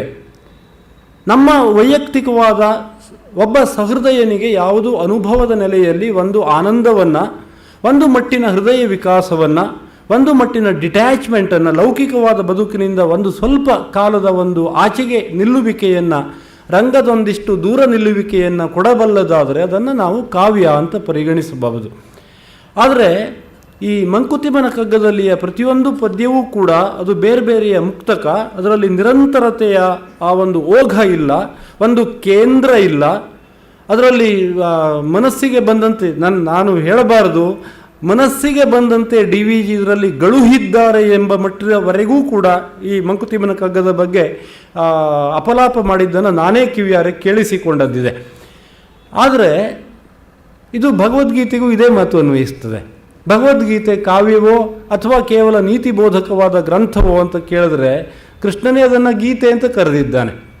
ಹೀಗಾಗಿ ಈ ಮಂಕುತಿಮ್ಮನ ಕಗ್ಗವನ್ನು ಕೂಡ ನಾವು ಅದನ್ನು ಒಂದು ಮಟ್ಟದ ಕಾವ್ಯ, ಯಾಕೆಂದರೆ ನಾನು ಈಗಾಗಲೇ ನಿಮಗೆ ಹೇಳಿದ ಪ್ರಕಾರ ಅದರಲ್ಲಿ ರೂಪಕಗಳ ಸಾಮ್ರಾಜ್ಯ ಉಪಮಾ ಸಾಮ್ರಾಜ್ಯ, ಉತ್ಪ್ರೇಕ್ಷೆಗಳ ನಿರಂತರವಾದ ಬಳಕೆ ಇದನ್ನೆಲ್ಲ ಕಾಣುತ್ತೇವೆ. ಭೂತವ್ಯಂಗ್ಯ ಪ್ರಾಚುರ್ಯ ಬಹಳಷ್ಟು ಅದು ಕೂಡ ಕಂಡುಬರುತ್ತದೆ. ಹೀಗಾಗಿ ಕಾವ್ಯದ ಮೂಲಭೂತವಾದಂತಹ ಉದ್ದೇಶ ಡಿ ವಿ ಜಿಯವರ ಪ್ರಕಾರ ಹೃದಯ ಸಂಸ್ಕಾರ. ಈ ಹೃದಯ ಸಂಸ್ಕಾರವನ್ನು ಯಾವುದು ಮಾಡಬಲ್ಲದೋ ಆ ಹೃದಯ ಸಂಸ್ಕಾರವನ್ನು ಈಗ ನಾನು ಹೇಳಿದಂತೆ ರತ್ನಪಾತ್ರೆಯಲ್ಲಿ ತಂದಿಟ್ಟ ಸರಸ್ವತಿ ಅವತಾರದಂತೆ ಏನು ಹೇಳಿದ್ವಿ, ಮಂಕುತಿಮ್ಮನ ಕಗ್ಗದಲ್ಲಿಯ ಪ್ರತಿಯೊಂದು ಆ ಪದ್ಯವೂ ಕೂಡ ಒಂದೊಂದು ಚಿಕ್ಕ ಚಿಕ್ಕ ರತ್ನದ ಪಾತ್ರೆ. ಆ ಪಾತ್ರೆಯ ಮೂಲಕವಾಗಿ ಅವರು ಅದನ್ನು ನಮಗೆ ತಂದು ಕೊಟ್ಟಿದ್ದಾರೆ.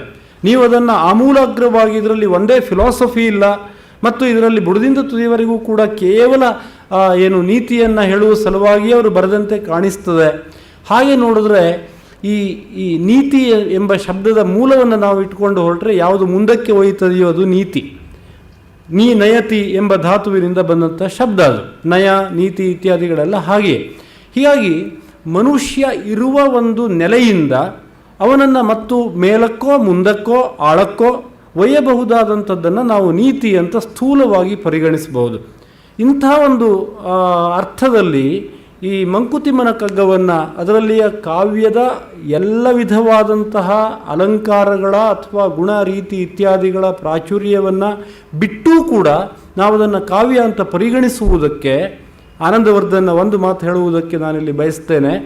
ಅವನು ಅಮರುಕನ ಮುಕ್ತಕಗಳ ಬಗ್ಗೆ ಒಂದು ಮಾತು ಹೇಳ್ತಾನೆ. ಒಂದೊಂದು ಮುಕ್ತಕಗಳು ಪ್ರಬಂಧಾಯಮಾನ, ಒಂದೊಂದು ಮುಕ್ತಕವೂ ಒಂದೊಂದು ಪ್ರಬಂಧ ಅಂದರೆ ಮಹಾಕಾವ್ಯ ಅಂತ ಅರ್ಥ. ಅಲ್ಲಿ ಒಂದೊಂದು ಮುಕ್ತಕವೂ ಒಂದು ಮಹಾಕಾವ್ಯ ಆಗಬಲ್ಲದು ಅಂತ ಅಮರುಕನ ಬಗ್ಗೆ ಆನಂದವರ್ಧನ ಏನು ಹೇಳ್ದ, ಹಾಗೆ ಡಿ ವಿ ಜಿಯವರ ಈ ಪ್ರತಿಯೊಂದು ಪದ್ಯವೂ ಕೂಡ ಒಂದೊಂದು ಮಹಾಕಾವ್ಯವಾಗುವಂತಹ ಒಂದು ಶಕ್ತಿಯನ್ನು ತಮ್ಮೊಳಗೆ ಪಡ್ಕೊಂಡಿದ್ದಾವೆ ಪರಿಭಾವಿಸಬಲ್ಲದಾದರೆ.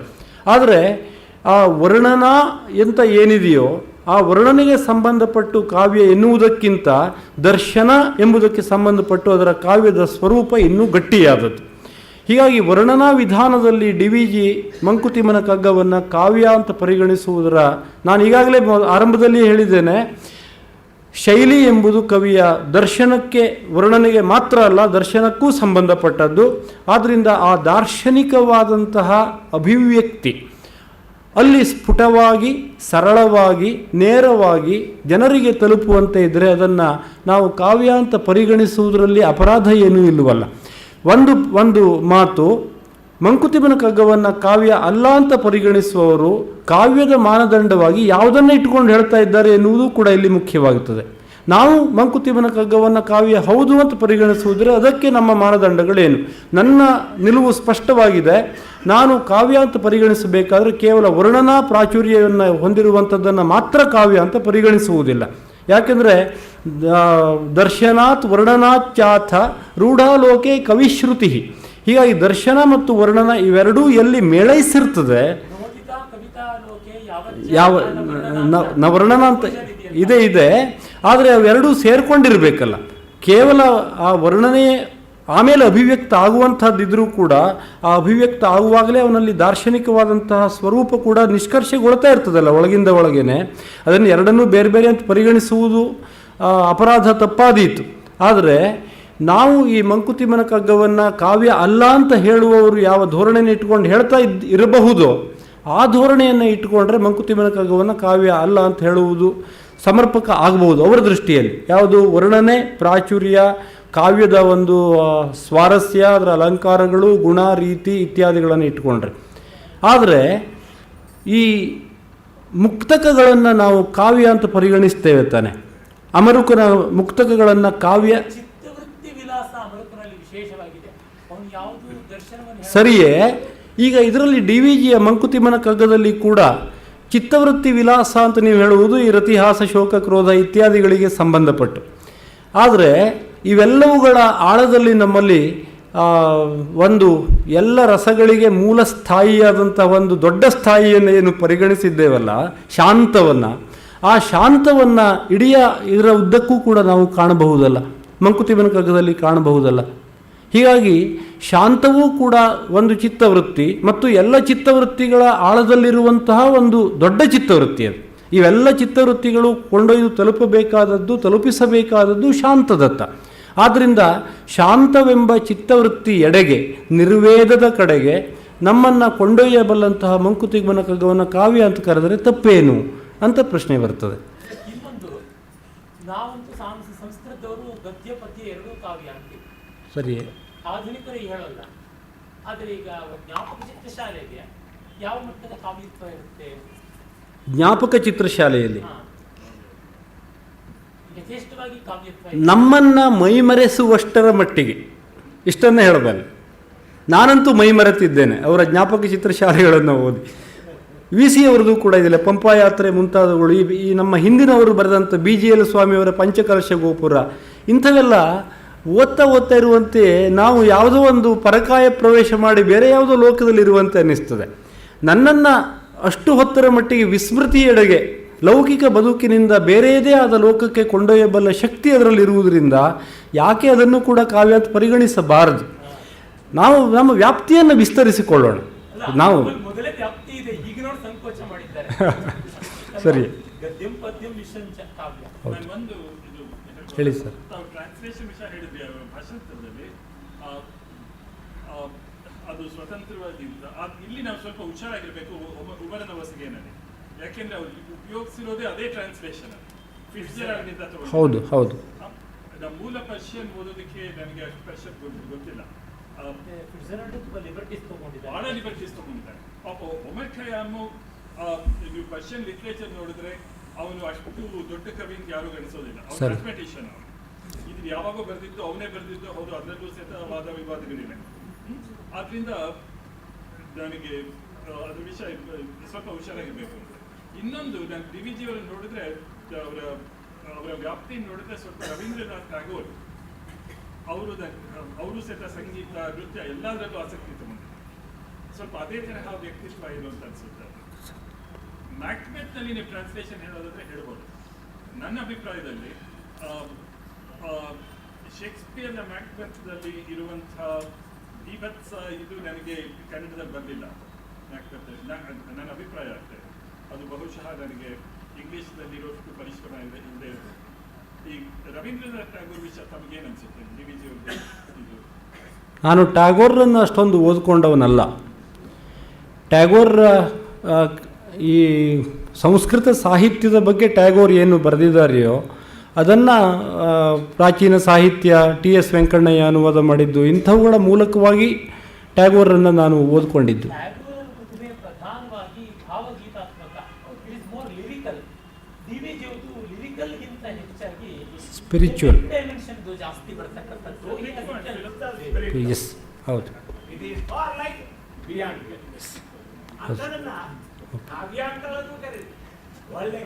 ಆರೂವರೆಗೆ ಇಲ್ಲಿ ಶ್ರೀಮತಿ ಸ್ನೇಹಶ್ರೀ ಶ್ರೀನಿವಾಸ್ ಅವರಿಂದ ಭರತನಾಟ್ಯ ಕಾರ್ಯಕ್ರಮ ಇರುತ್ತೆ.